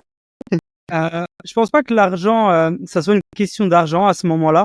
Mais en fait, il y a deux choses. Bon, déjà, je suis jeune. Je veux pas. Oui, en plus, c'est jeune. Ouais. Je l'aurais vu différemment. J'ai envie encore de tout arracher. Mais à chaque fois que j'ai développé un business, mon leitmotiv n'a jamais été l'argent. À chaque fois que j'ai créé un business, mon objectif, c'était d'apporter de la valeur aux gens. Typiquement, le métier de base de l'hôtellerie, c'est de donner du service hôtelier dans un hôtel. Et ce qui est contraire à la plupart des entrepreneurs qui se lancent, je sais que c'est pas ton cas, mais les entrepreneurs qui se lancent ou que j'accompagne, ils me disent, OK, moi, je veux me lancer dans l'entrepreneuriat parce que je veux gagner plus d'argent. Je veux plus avoir un patron. Je veux être libre de mon temps, etc., etc. Non, mais, allô. Mais t'es pas en train de créer un business pour te simplifier la vie. T'es en train de créer un business pour simplifier la vie des gens qui vont être tes clients. Donc, c'est quand même deux mindset différents. C'est sûr que un business à succès ou une entreprise à succès, c'est censé solutionner des problèmes. Si ce sont tes problèmes à toi, ça marche pas. Ça va pas bien marcher.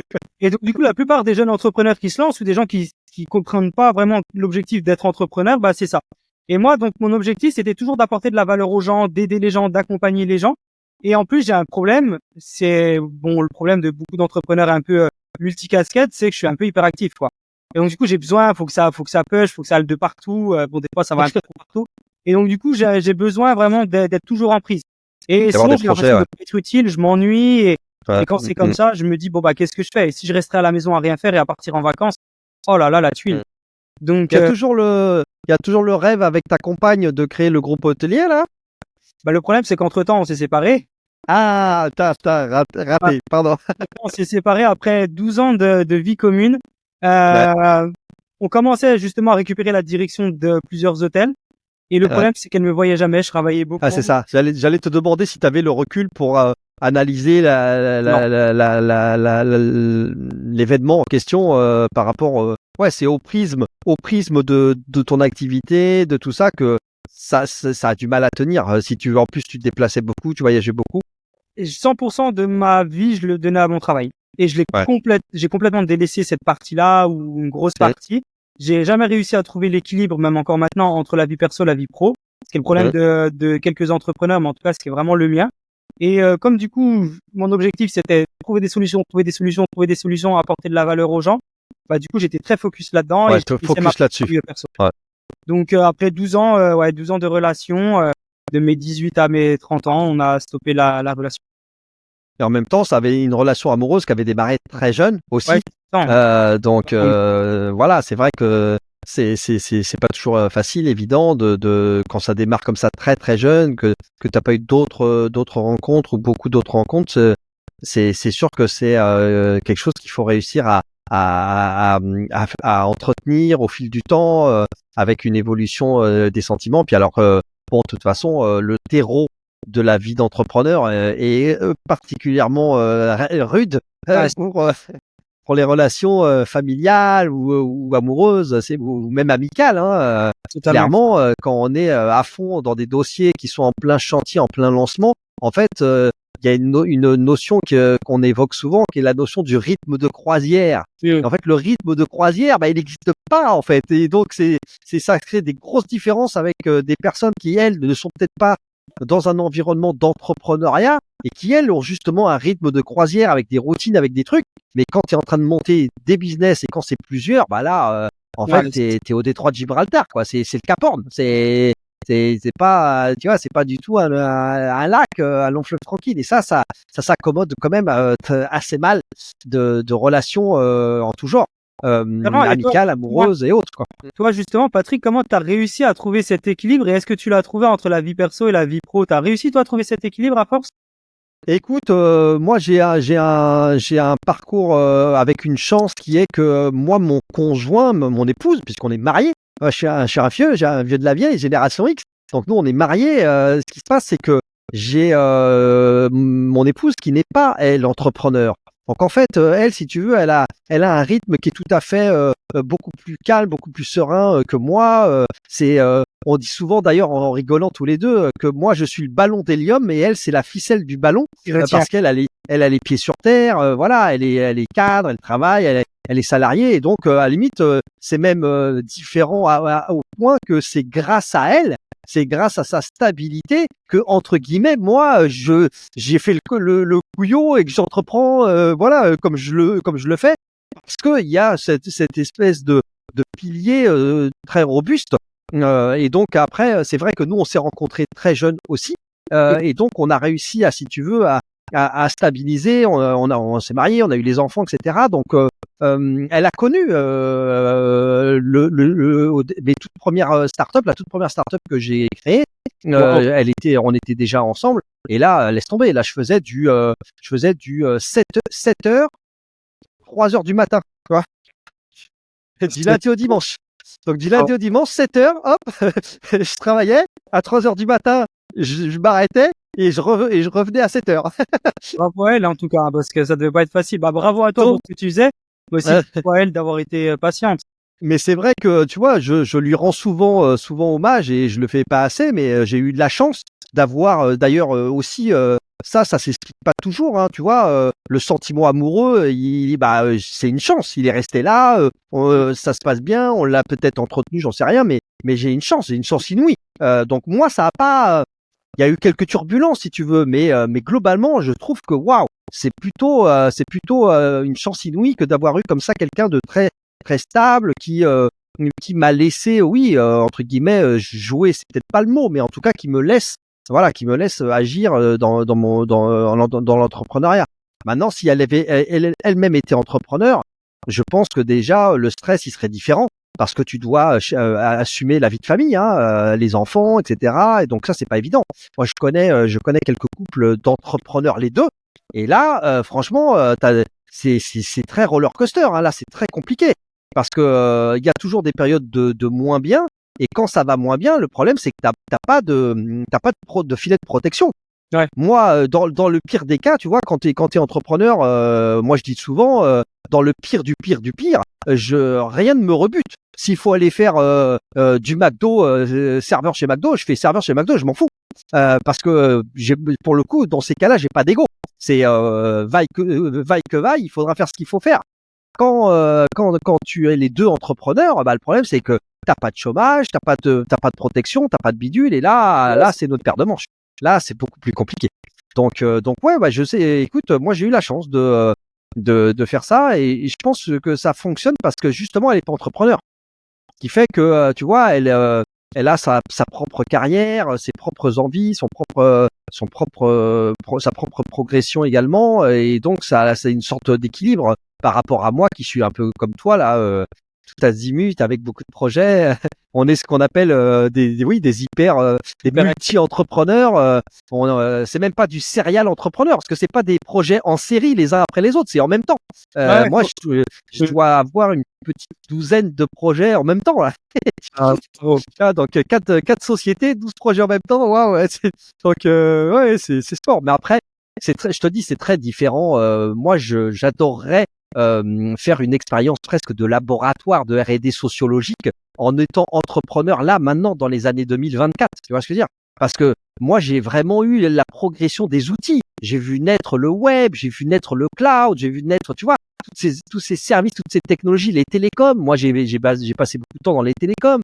Donc j'ai vu arriver le smartphone, l'internet mobile. Hein, l'internet il est mobile. Aujourd'hui les gens le web, l'internet, il n'est pas ordinateur, hein, il est mobile. Tu as 74% de la population mondiale qui fait tout sur le smartphone. Donc moi j'ai vu naître et apparaître toutes ces technologies-là, et c'est vrai que pour le coup ça a été une progression, tu vois, un peu à la dure, au fur et à mesure. Alors que maintenant, quand tu es un digital native et que tu nais maintenant, que tu es une jeune génération, mais c'est juste incroyable. Encore une fois, tout ce qu'on a à notre disposition, les moteurs de recherche, les IA, l'internet, le web, la connaissance, les formations en ligne, c'est juste inouï. C'est-à-dire que tu montes des business qui peuvent être des gros business, hein, des business en dizaines, en centaines de millions. Il y a, je sais plus quel entrepreneur qui dit que on verra là sur cette décennie là des années 2020, on va avoir probablement le premier milliardaire issu du digital pur. Le premier business milliardaire, tu vois ce que je veux dire, un entrepreneur milliardaire part du business digital. Alors que jusqu'à présent, c'est pas du business digital qui fait que tu es milliardaire. Hein. C'est ce que je veux dire, jusqu'à présent, c'est du bon mortard, c'est de l'exploitation, c'est du commerce, c'est de la vente, c'est ce que tu veux. Mais c'était pas. Mais là, je pense qu'on va avoir les milliardaires jeunes, tu vois, le jeune. On va avoir des milliardaires je pense à 16 ans, 17 ans, 18 ans. On va voir des milliardaires là débarquer, quoi. Ah ouais, tu penses? Ah ouais, moi j'en suis convaincu. Tu vois, quand tu vois quelqu'un comme le founders de Facebook, Mark Zuckerberg. Il a été milliardaire à 19 ans, je crois. Oui, c'est ça. Ouais, tout à fait. Jeune, donc effectivement, il y a un qui peut arriver. Donc là, avec, je te dis, moi, on a une activité qui est un chouï différente, puisque moi j'évolue beaucoup dans le monde de la tech, avec on fait du développement, des logiciels, etc. Quand je vois ce qu'on fait là avec les équipes, avec l'IA, mais Jean, c'est tout ce que tu crois connaître part en poussière. C'est-à-dire que tes convictions explosent en vol. C'est un truc incroyable. Et on est que c'est sorti en octobre 2022. Ça faisait 15 ans que l'IA, les algorithmes étaient en train de travailler. C'est devenu grand public, visible par tout le monde avec ChatGPT, OpenAI en octobre 2022. On n'est que 2 ans plus tard, 2024. Ce qu'on arrive à faire et ce qu'on fait, ça va une vitesse. Je dois écrire d'ailleurs un livre ou un article ou un truc de fond où une de mes idées est de dire j'estime que à partir de maintenant, entre guillemets, on va dire que l'intelligence artificielle sous cette forme qu'on voit, ce qu'on appelle les larges langages modèles est arrivée. Je considère que c'est la dernière invention de l'homme avec un grand H. C'est-à-dire qu'à partir de maintenant, comme ces trucs-là sont disponibles, tout ce qu'on invente, on le fait plus tout seul qu'avec notre caboche à nous, d'humain. Aujourd'hui, quand tu es un chercheur, quelle que soit la matière, la physique, le nucléaire, ce que tu veux, la biologie, ce que tu veux, tout ce que tu fais maintenant en recherche et sur la santé, sur le bidule, tu le fais avec de l'IA, avec l'assistance de l'IA. Donc en fait, les inventions à partir de maintenant ne sont plus celles de l'homme.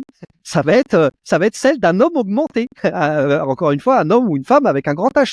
Mais moi, je considère ça. Je considère que si tu veux, jusqu'à présent, on avait imaginé, on a eu des innovations et des inventions qui étaient issues de la réflexion humaine. Plus maintenant. Maintenant, alors je te dis même pas quand il va y avoir l'ordinateur quantique. C'est-à-dire que tu prends le triptyque, tu prends l'humain associé à de la puissance de calcul du quantique et associé à de l'IA. Bah là, t'as le tiercé gagnant, tu vois ce que je veux dire? C'est-à-dire que là, on n'arrive même pas à imaginer que potentiellement, on va être capable d'inventer la téléportation. Potentiellement, oui. Tu vois, moi, j'ai un cerveau qui dit que je suis sûr que je ne sais rien, en fait. Moi, je suis en mode, je suis sûr que je ne sais rien. Je n'en sais rien. Je ne sais pas d'ici 5 ans, 10 ans, 15 ans, qu'est-ce qu'on est capable de faire avec de l'IA?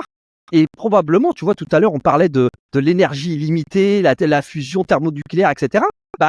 Potentiellement, aujourd'hui, on est en des capacités, tu vois, parfois dans les dystopies de science-fiction, on imagine des mondes futurs où on a inventé des technologies extraordinaires de voyage dans l'espace ou que sais-je, etc.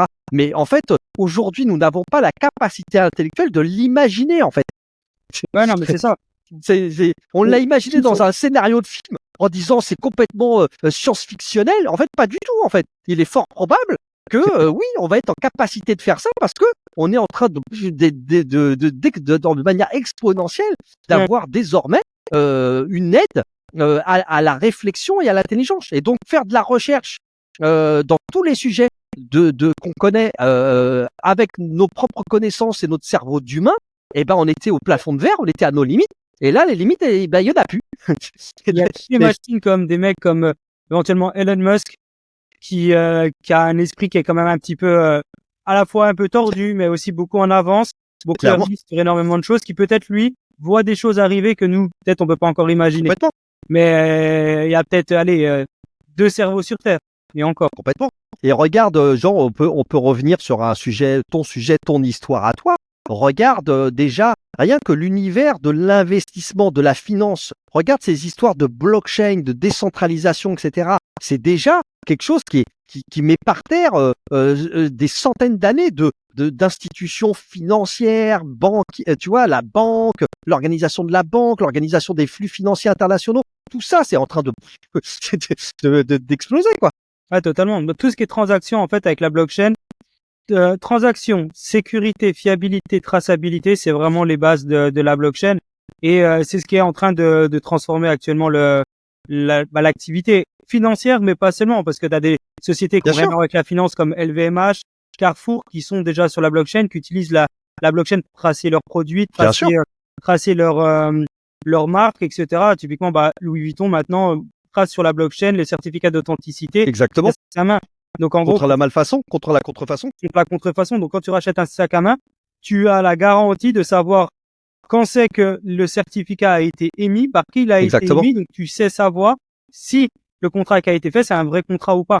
Et Carrefour fait la même chose pour les produits alimentaires, etc. Enfin, c'est une folie. Donc la blockchain. Et les gens comprennent pas qu'en fait notre environnement du quotidien, en fait, il est fortement impacté et il va être bouleversé par les technologies blockchain. Totalement. Tu vois, ici, on parlera sur ton podcast à toi qui est plus orienté tech, blockchain et tout, on parlera de tout ça, mais tout en restant vulgarisant. Il faut comprendre une chose, c'est qu'on parle souvent de smart contract, d'accord, le fameux smart contract. Le contrat intelligent qui est blockchainisé, qui est infalsifiable, etc. Toutes ces dimensions-là. Ce que les gens comprennent pas, c'est que, en fait, ces technologies où ils sont un peu en mode vado retro satanas. Je ne veux pas entendre parler de blockchain et tout ça. En fait, que tu veuilles ou tu veuilles pas, des métiers comme les notaires, l'achat immobilier, en fait, on est en train de faire de la tokenisation immobilière. Donc le truc séculaire où depuis 100 ans, 150 ans, on allait chez le notaire, on avait des parts, le contrat d'achat, tout ça, ça va exploser parce que c'est quand même totalement archaïque. Tu vois, d'avoir un papier, un contrat en papier imprimé qui est dans un coffre avec 60 pages de l'achat d'immobilier, etc. Sans aucune traçabilité, sans aucune, garantie de transmission facile, etc. Et tout ça va être possible avec les technologies blockchain, IA et j'en passe et des meilleurs. Donc en fait, tout notre environnement, et même celui dans lequel tu évolues, de l'immobilier, de l'hôtellerie, que tu sois content ou pas content, ça va être de toute façon bousculé et bouleversé. Ouais, 100% d'accord. Alors, tu commences à en parler, donc à la limite, je vais rebondir dessus, mais la société Block Capital, justement, que j'ai créée à la sortie de la banque, de la banque à Dubaï, donc la société parisienne Block Capital, notre première actif, ça a été de tokeniser un hôtel. On a été les premiers à tokeniser un palace au monde. Donc, c'était un palace à 200 et quelques millions, un petit peu en dessous des 200 millions, mais environ 200 millions. On a été les premiers au monde à le faire. Et alors, les gens qui nous écoutent, et on va pas passer vraiment tout le long sur la tech, parce que je sais que ton public est pas forcément tech à fond, mais voilà. En fait, qu'est-ce qui s'est passé? C'est tout simplement qu'on a permis à des gens d'acheter et de revendre facilement des parts d'un actif. Quand tu tokenises sur la blockchain, effectivement, ton registre de propriété, ton registre de propriétaire a tout simplement été mis dans un smart contract, donc dans un contrat C'est ça. intelligent, qui te permet, toi, d'arriver sur une plateforme, un broker, un site internet, de faire ton process de KYC, donc d'identifier en tant que vraie personne, comme un notaire devrait le faire. Et à partir du moment où tu es identifié en vraie personne, tu peux racheter en tant que vraie personne un contrat à une autre vraie personne qui l'a vendu. Et tout ça, c'est centralisé sur une blockchain, ce qui permet de autoriser tout ça, enfin de valider tout ça. Et donc la tokenisation a été autorisée en France, parce qu'il y a beaucoup de gens qui croient que c'est encore pas possible, mais c'est interdit. Ça a été validé en 2017, et depuis 2019, tu peux faire donc une digitalisation du registre des mouvements de titres des sociétés sur la blockchain, au même titre que tu peux t'échanger des parts de sociétés cotées en bourse. Des parts de société. Donc fait sur la blockchain. Donc ce qui permet de tout tokeniser actuellement au monde. Et ça, c'est vraiment une force. Et nous, on est vraiment, on est les pionniers là-dedans. On a toute la tech nécessaire pour le faire. Et on a pour objectif, parce que ça prend encore du temps, mais d'être une marketplace de produits tokenisés, un peu comme si tu allais sur une place boursière et que tu peux acheter plein d'actifs de sociétés, Facebook, Google, Amazon, Apple, etc. Là, c'est la même chose, sauf que ça serait des sociétés qui sont pas cotées en bourse, mais digitalisées. Aujourd'hui, justement, Jean, avant de passer aux questions légendaires de la fin, est-ce que tu peux nous donner alors, on a vu que tu étais multi-projet et que tu aimais faire beaucoup de projets en même temps, mais est-ce que tu as ta vision, je dirais, long terme de ce que tu voudrais faire, ou quel est le business actuel et vers quoi tu tends? Quelle est ton ambition sur tes projets actuellement? Vraiment, mes ambitions, elles sont centralisées. Mes ambitions sur les 5 prochaines années, elles sont centralisées sur mes ambitions qui sont actuelles, mais seulement les développer beaucoup plus. Actuel, c'est l'hôtellerie, qui est mon secteur d'activité principal. Toujours continuer à le développer, signer de plus en plus d'hôtels, etc. Ça, c'est la première chose. Et essayer de plus en plus d'en acheter au fur et à mesure où on rentre de l'argent, puisque c'est exactement ce que tu disais avant. Le deuxième secteur d'activité, donc, c'est de développer, de sortir la première place mondiale d'actifs tokenisés. Donc, on se lance. On tokenise un peu à droite à gauche, mais pour l'instant, il n'y a aucune autorisation en Europe qui existe qui permet de tout centraliser au même endroit. On pourrait le faire dans d'autres pays comme Hong Kong, Singapour, Arabie Saoudite, mais comme j'ai déjà eu des problèmes à Dubaï, je voudrais éviter d'avoir 2 fois la même chose, même si peut-être, si demain les réglementations européennes n'évoluent pas, parce que financièrement ça évolue pas pour cette partie-là, je devrais peut-être le faire ailleurs. Mais vraiment, mon objectif, c'est vraiment d'être une marketplace de produits tokenisés par la suite, où les gens pourront dire, tiens, je me réveille le matin, je vais sur cette place de marché, j'achète des parts d'immobilier, j'achète des parts d'une banque, j'achète des parts d'une voiture de collection, d'un hôtel, peu importe, d'un satellite. C'est des actifs, en fait, c'est des actifs financiers qui vont être transformés sous forme de token, donc qu'on peut donc sur lequel on peut faire des transactions à l'achat-vente. Exactement, c'est exactement comme une société. Et avec une garantie d'authentification, puisque là, justement, comme il y a des smart contracts, etc., t'es pas en train de dealer avec des gens anonymes, tu connais pas, etc. Il y a de l'authentification forte. Exactement, ouais. Puis tu as la traçabilité de tout. Et puis, c'est pas parce que sur la blockchain que c'est anonyme, parce qu'en fin d'année, il y a le registre, le fameux registre où il y a tout dessus. Tu as le registre des mouvements de titres. À la fin de l'année, dans tous les cas, tu es obligé de faire une impression du registre des mouvements de titres. Donc, expliquer tout ce qui s'est passé sur la blockchain durant ton année, qui a acheté et a revendu des parts de ta société, donc de la société qui a été digitalisée. Donc, ça peut être une banque, peu importe. Et on donne ça au CERFA. En France, ça s'appelle le CERFA, qui authentifie justement qui a été les actionnaires de ta société durant cette période-là. Si tu es une société normale, chaque fois que tu dois revendre des parts à quelqu'un, qu'est-ce qui se passe? Tu dois ouvrir le registre de ta société, passer par un notaire, un avocat, ça te coûte une tonne. À partir du moment où ça a été fait une fois et que ça a été authentifié par la blockchain, il n'y a plus besoin de le refaire par la suite. Donc, ça permet à des gens d'acheter et revendre des parts de société aussi facilement que des actifs cotés en bourse. C'est incroyable. Ok. Et alors, tout à l'heure, tu nous as évoqué à plusieurs reprises le fait que tu rencontrais, tu parlais, tu accompagnais d'autres entrepreneurs. Dois-je comprendre que tu as aussi une volonté de transmission, d'éducation, d'accompagnement de l'entrepreneuriat, et donc tu fais des activités de mentoring, de formation, c'est ça aussi que tu fais? Merci de me mettre sur cette voie-là pour en parler, Patrick. Mais oui, effectivement, on fait du mentoring dans l'hôtellerie, ça c'est la base, où on aide des groupes hôteliers, des jeunes à se lancer. On fait même du mentoring sur l'Airbnb de luxe maintenant, parce que j'étais le premier à avoir un Airbnb de luxe en Europe, donc avec un hôtel qu'on avait mis 100% sur Airbnb de luxe en Suisse. Donc du coup, je fais beaucoup de mentoring aussi avec toute la partie hôtelière, donc développement d'hôtels et Airbnb de luxe. Parce qu'après, sur la partie financière, oui, on accompagne des entrepreneurs qui veulent se financer. des entrepreneurs qui veulent se développer. On accompagne des entrepreneurs qui cherchent tout simplement à avoir accès à un peu plus gros réseau. Et parallèlement, on éduque énormément.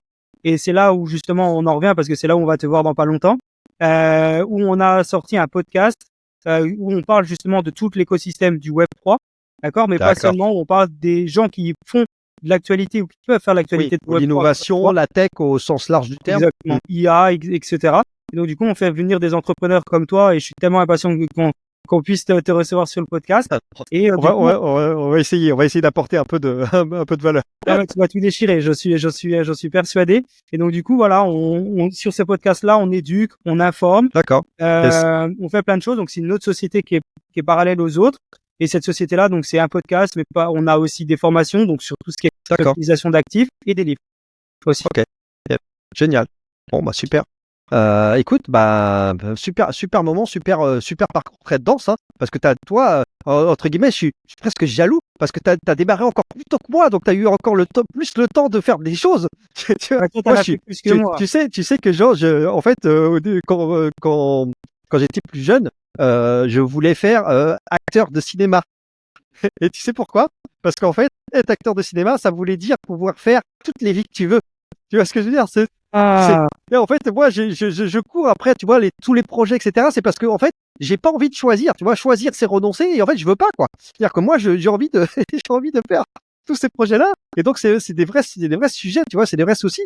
Et donc, si j'avais démarré plus tôt, comme toi, dès 16 ans, tu vois, j'aurais fait plus de choses encore. Là, j'en ai fait pas mal. Mais tu vois, je sens, maintenant, moi, j'ai 50 ans. Et donc, si tu veux, je sens que, bah, voilà, le temps me manque. Le temps me manque pour faire tout ce que j'ai envie de faire. Ouais, bah, t'as déjà fait quelque chose. Je pense qu'on peut pas tout faire dans une vie par rapport à tout ce Non, de toute façon, des choses qui sont incroyables et énormes et que pas beaucoup de gens pourraient faire la même chose et faut en être fier. On n'a pas tous le même cerveau que Elon Musk, être capable de faire diffuser des implantations dans le cerveau, des satellites. Enfin, franchement, à un moment, c'est pas possible, des voitures électriques, etc. Donc, à un moment, il faut aussi faire avec nos capacités et nos capacités restent quand même à tous limitées. Mais avec ce qu'on appelle des capacités limitées, tu as déjà fait 15 fois plus de choses que la moyenne des gens. Donc, et c'est pour ça que maintenant, un peu comme toi, je bascule beaucoup dans la transmission. Tu vois, le côté faire notre part et puis laisser des choses. En fait, qu'est-ce qu'on laisse, qu'est-ce qu'on va laisser. Et c'est pour ça que je suis beaucoup dans l'accompagnement, dans l'éducation, tu vois, dans le podcast, etc. Et la déclinaison de ça, parce que l'objectif, c'est de transmettre évidemment à justement tous ces jeunes qui débarquent et qui ont enfin la tête, les moyens, l'environnement, tout ce qui est nécessaire pour pouvoir faire de grandes choses, quoi. Et donc ça, j'en suis convaincu. Bah, t'as raison. Nous, l'objectif du podcast à la base, c'était, en fait, on s'est rendu compte qu'il n'y avait pas du tout d'éducation dans l'écosystème du Web3, de la tokenisation. Quand on parlait à des investisseurs, peu importe, même des gros actifs, ils nous voyaient arriver, ils se disent mais c'est quoi ça, je comprends rien. On s'est dit ok, il va falloir qu'on éduque, il va falloir que les gens comprennent. Pourquoi? Parce qu'en fait, on veut se lancer dans l'écosystème, et si à chaque fois qu'on fait une vente, les gens comprennent pas ce qu'on veut vendre, on va pas vendre beaucoup. Déjà là, c'est toujours compliqué, hein, parce qu'on est encore tout au début. C'est l'équivalent un petit peu de dire voilà, tiens, je suis en train de t'aider à vendre une maison sur internet en 1998.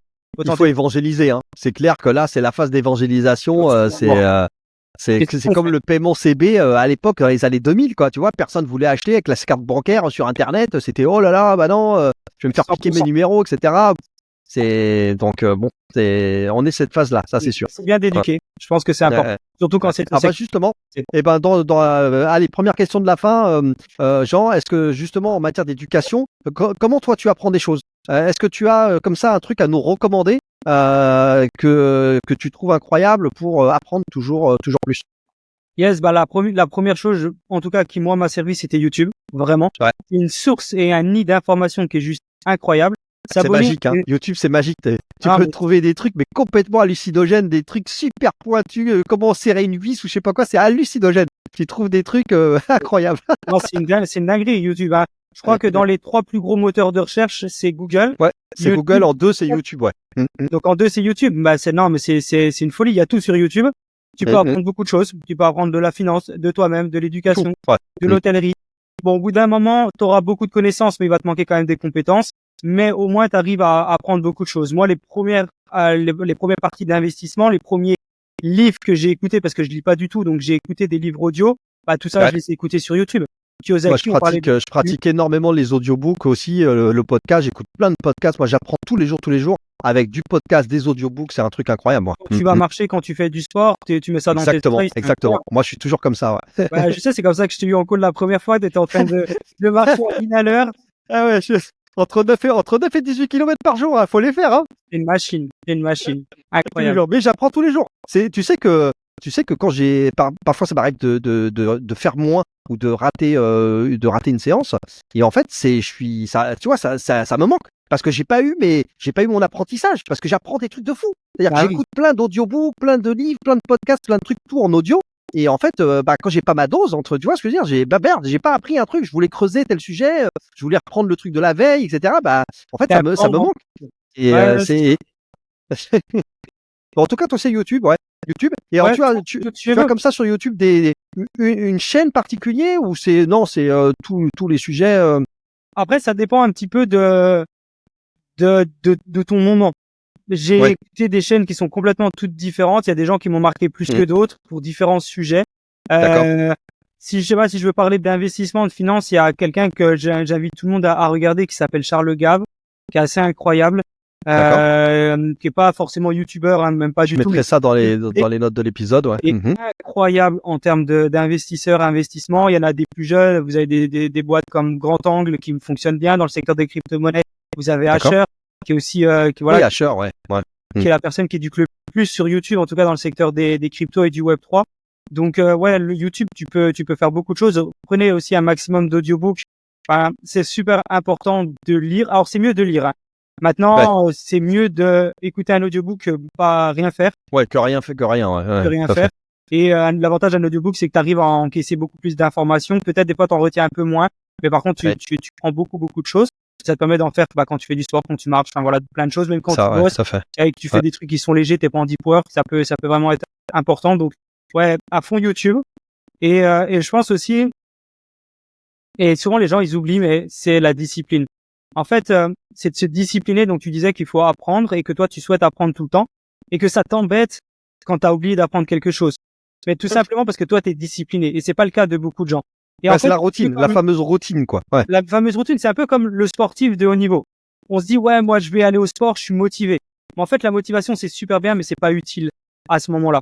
Ce qui va être utile, c'est la discipline, parce que la motivation, un jour elle sera haute, un jour elle sera basse. C'est la tenue dans le temps, quoi. La régularité à ne jamais rien lâcher et à toujours faire. Et c'est une discipline. Et la motivation, ça sert, mais la discipline, ça sert plus. Donc disciplinez-vous, allez regarder un maximum de vidéos en permanence et faites comme Patrick, apprenez des choses tout le temps, tous les jours au quotidien. Et c'est cette discipline qui va vous faire progresser. Yes, je suis d'accord. Eh ben écoute, très bon conseil. Alors, même si tu as déjà eu dans tes mains et circule dans tes mains pas mal d'argent, il y a quand même souvent l'être humain qui a tendance à se donner des limites à cause de l'argent. En disant j'en ai pas assez, je voudrais faire ci, j'ai pas l'argent, etc. Alors moi, je voudrais qu'on libère ces barrières-là, tu vois. Faisons un petit exercice de pensée positive et mentale. On se dit que je te donne un chèque en blanc, tu as des moyens financiers absolument illimités. Et j'aimerais bien que tu nous racontes qu'est-ce qui te viendrait à l'esprit, qu'est-ce que tu ferais en te disant, voilà, j'ai les moyens de faire ce que je veux. Qu'est-ce que tu fais justement? Question difficile. Question difficile, très intéressante, en tout cas très smart. Disons que au-delà d'avoir l'argent illimité, je peux tout faire. Je pense que je créerais mon propre pays avec ma propre monnaie. En fait, je me suis rendu compte que voilà, le système monétaire est très particulier. Je vais pas aller dans les détails là maintenant, mais voilà, le système monétaire est très particulier. Et je pense que c'est ce que j'avais pour objectif de faire avec la banque d'investissement et je me suis voilà, ça s'est pas passé comme prévu, mais je pense que le fait de créer un propre pays ou en tout cas ta propre monnaie, ton propre système monétaire, un peu comme ça existe actuellement dans le Bitcoin, parce que le Bitcoin est une vraie monnaie, parce que c'est la monnaie de l'Équateur, notamment du Salvador, pardon. Donc du coup, à partir du moment où c'est une monnaie d'un pays, c'est considéré comme une vraie monnaie. Et l'idée, ça serait de créer sa propre monnaie avec son propre système. Ça serait une première chose, avec ses propres banques, son propre institut. Je pense que ça serait cool. Et ça, c'est quelque chose qui est assez facilement réalisable. Par contre, quelque chose qui est un peu moins réalisable, mais qui serait vraiment un rêve, et imaginons qu'avec l'argent illimité, ça permette de le faire, c'est d'avoir la connaissance et l'intelligence illimitée. Tu vois ce que je veux dire? Quelque chose qui te permet que tu as tellement un cerveau de compète que dès que tu as un problème, dès que tu as une envie, tu es capable de le réaliser, tu vois. Vraiment, si demain on te donnait un super pouvoir, je voudrais avoir l'intelligence suprême, quoi. Ça arrive, t'en fais pas, ça arrive. Encore 10 ans, c'est bon. Tu vas de ton vivant, de ton vivant, tu vas avoir des trucs de malade mental. De ton vivant. Aujourd'hui, t'as combien, toi? T'as combien, là? J'ai 36. T'as 36. Bah alors, laisse tomber. De ton vivant, mon gars, tu vas avoir des trucs, tu vas prendre, tu penseras à moi, hein, tu diras, putain, Patrick, il m'avait dit, tu vois, tu penseras à moi, tu vas voir. C'est un truc de malade. Moi, je te dis, je suis vraiment, il y a des personnes qui ont, si tu veux, des capacités à si tu veux, désapprendre tout ce qu'ils savent et laisser leur esprit, tu vois, accepter les choses. Et en fait, la plupart des gens, c'est pas comme ça parce qu'ils ont peur. Ils ont peur du futur, de l'avenir, ils ont peur de ce qu'ils connaissent pas. Mais je peux te garantir que on n'est pas au dixième, au millième de ce qu'on va rendre possible avec l'IA. C'est encore une fois, c'est phénoménal. C'est phénoménal et c'est dangereux et en même temps c'est inéluctable. Donc à un moment donné, il faut se dire OK, de toute façon qu'on veuille ou qu'on veuille pas, qu'on régule ou qu'on régule pas, gars, ça va être là, ça va arriver. Donc autant être au début, réussir à l'emmener comme il faut, à donner de l'éthique, à créer des manières de fonctionner, etc. Mais se dire non, on régule tout, on ferme tout parce qu'on veut pas que ça s'épande. Mais laisse tomber, ça se fera quand même. C'est la loi de l'évolution. Donc il y a parfois un truc que j'ai dit qui dérange un peu les gens. C'est que il y a eu beaucoup de phénomènes de science-fiction, de films qui ont déjà évoqué ça. L'homme va aller dans l'espace. Bien sûr qu'on va aller dans l'espace et qu'on va et en fait ce que les gens ne comprennent pas, c'est que les extraterrestres, en fait, c'est nous, c'est l'espèce humaine. Parce que pour aller dans l'espace, notre enveloppe corporelle, elle ne pourra jamais aller dans l'espace. Elle n'est pas faite pour aller dans l'espace. Notre enveloppe corporelle, ici, avec de la chair, le sang, tout ça, ça ne peut pas aller dans l'espace. Donc, on va aller dans l'espace comment? Parce que c'est l'IA qui va nous emmener là-bas. Parce que notre cerveau, notre intelligence, notre existence humaine, elle sera mise dans de la robotique, dans du logiciel, dans ce que tu veux. Donc oui, l'homme va partir, va voyager, mais pas dans cette enveloppe corporelle-là. On aura été matrixé, on aura eu des renforts, des molaires en dents en métal ou ce que tu veux, mais notre enveloppe humaine de peau, de sang et tout ça, on n'ira pas dans l'espace. Le truc cryogénique à la con là, qui dit tu restes endormi pendant 100 ans et tu voyages. Mais non, en fait, pour voyager, il suffit de plus être en chair et d'os et de sang en fait. Ouais, je comprends. Ah, c'est une possibilité. Et c'est vrai que l'IA va apporter énormément de choses et comme on le disait juste avant, c'est dangereux parce qu'il va falloir quand même limiter ça. À la vitesse où ça va, on se dit mais qu'est-ce qui va arriver dans un an encore en plus, dans 2 ans? Et est-ce que tout ça c'est pas dangereux? Il y a des personnes comme Elon Musk, bon j'en ai déjà parlé plusieurs fois, mais j'en reparle, qui justement pour contrer l'évolution de l'IA qui voit lui arriver depuis déjà 10-15 ans, fait implanter des puces pour guérir les malades, mais avec Neuralink, l'IA dans ton cerveau pour justement pas te déborder par l'IA. Donc là, on commence à aller vraiment loin. Non, ce qui est très compliqué avec la population sur Terre et l'humanité, c'est les phénomènes de différenciation qui vont être des gouffres. C'est pas que ça va être un petit écart, c'est que ça va être des gouffres considérables entre les populations, entre les gens. Et donc là, c'est ça le souci. C'est que si l'IA, elle est utilisée pour, tu vois, pour le bien de l'espèce humaine, d'accord, mais ça va obligatoirement provoquer des guerres civiles, tu vois, des différences, des gens qui ont accès à la connaissance, d'autres non, l'argent, etc. C'est vrai que ce sont des enjeux complètement gigantesques qu'on va devoir gérer. Mais en tout cas, il faut s'en occuper. Le train part de la gare. Donc tu peux pas te dire non mais je monterai plus tard. Mais non, tu vas pas. Le train il est parti de la gare. Donc soit tu montes dedans, soit tu es resté sur le quai. Voilà. Donc écoute Jean, on en reparlera. On en reparlera de ça. Mais toi, de ton vivant, tu vois, moi je regrette un peu, tu vois, de me dire voilà, j'ai déjà 50. Ça veut dire que bon, moi au maximum, bon, je vais pas voir ce que je voudrais voir, mais toi, t'as encore du temps là. Ça va être top. On a encore 50 ans tous les deux encore sur cette terre. Écoute, on fera notre maximum en tout cas pour sauver la planète à notre manière. Et notre manière, c'est de privilégier l'entrepreneuriat, d'aider tous ceux qui veulent entreprendre. Parce que moi, je pense que je suis intimement convaincu que c'est par l'entrepreneuriat qu'on peut créer, inventer des choses, tu vois. Ouais. Et parce que moi, j'ai comme ça cette idée que une entreprise, c'est génial. Tu vois, une entreprise, une grande taille d'entreprise, etc. Mais je fais une différence entre un président, directeur général d'une entreprise et un entrepreneur. L'entrepreneur, c'est celui qui est créateur. Tu vois ce que je veux dire? C'est-à-dire que moi, ce que je crois, c'est que c'est pas une grosse entreprise de 15 000 salariés, 30 000 salariés qui sauve la planète. Non, c'est l'entrepreneur qui a des idées de création, qui invente des choses, qui ensuite servent au plus grand nombre. Totalement. Mais la grosse entreprise, elle, c'est, tu vois, d'ailleurs, souvent, j'ai des demandes de passage ou d'invitation sur le podcast où, en fait, ce sont des dirigeants.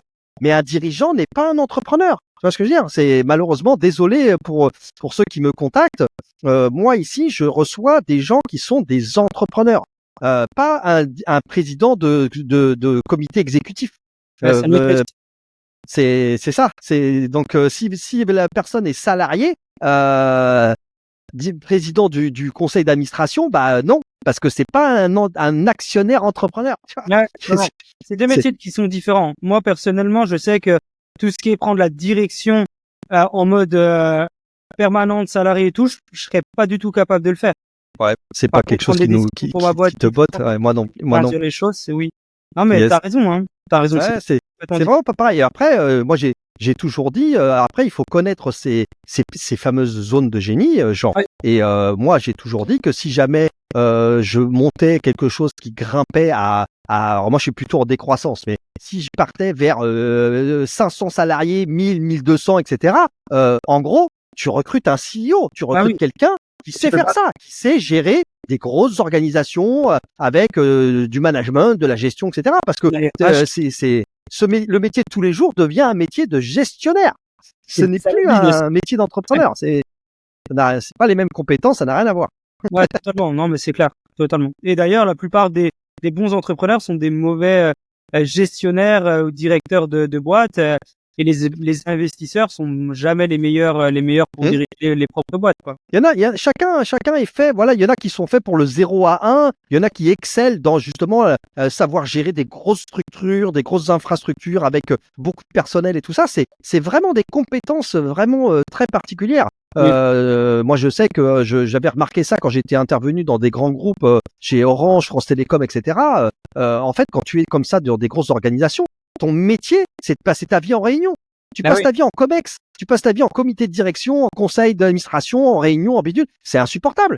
Moi, je sais que j'aimais pas ça, quoi. Rien. Voilà.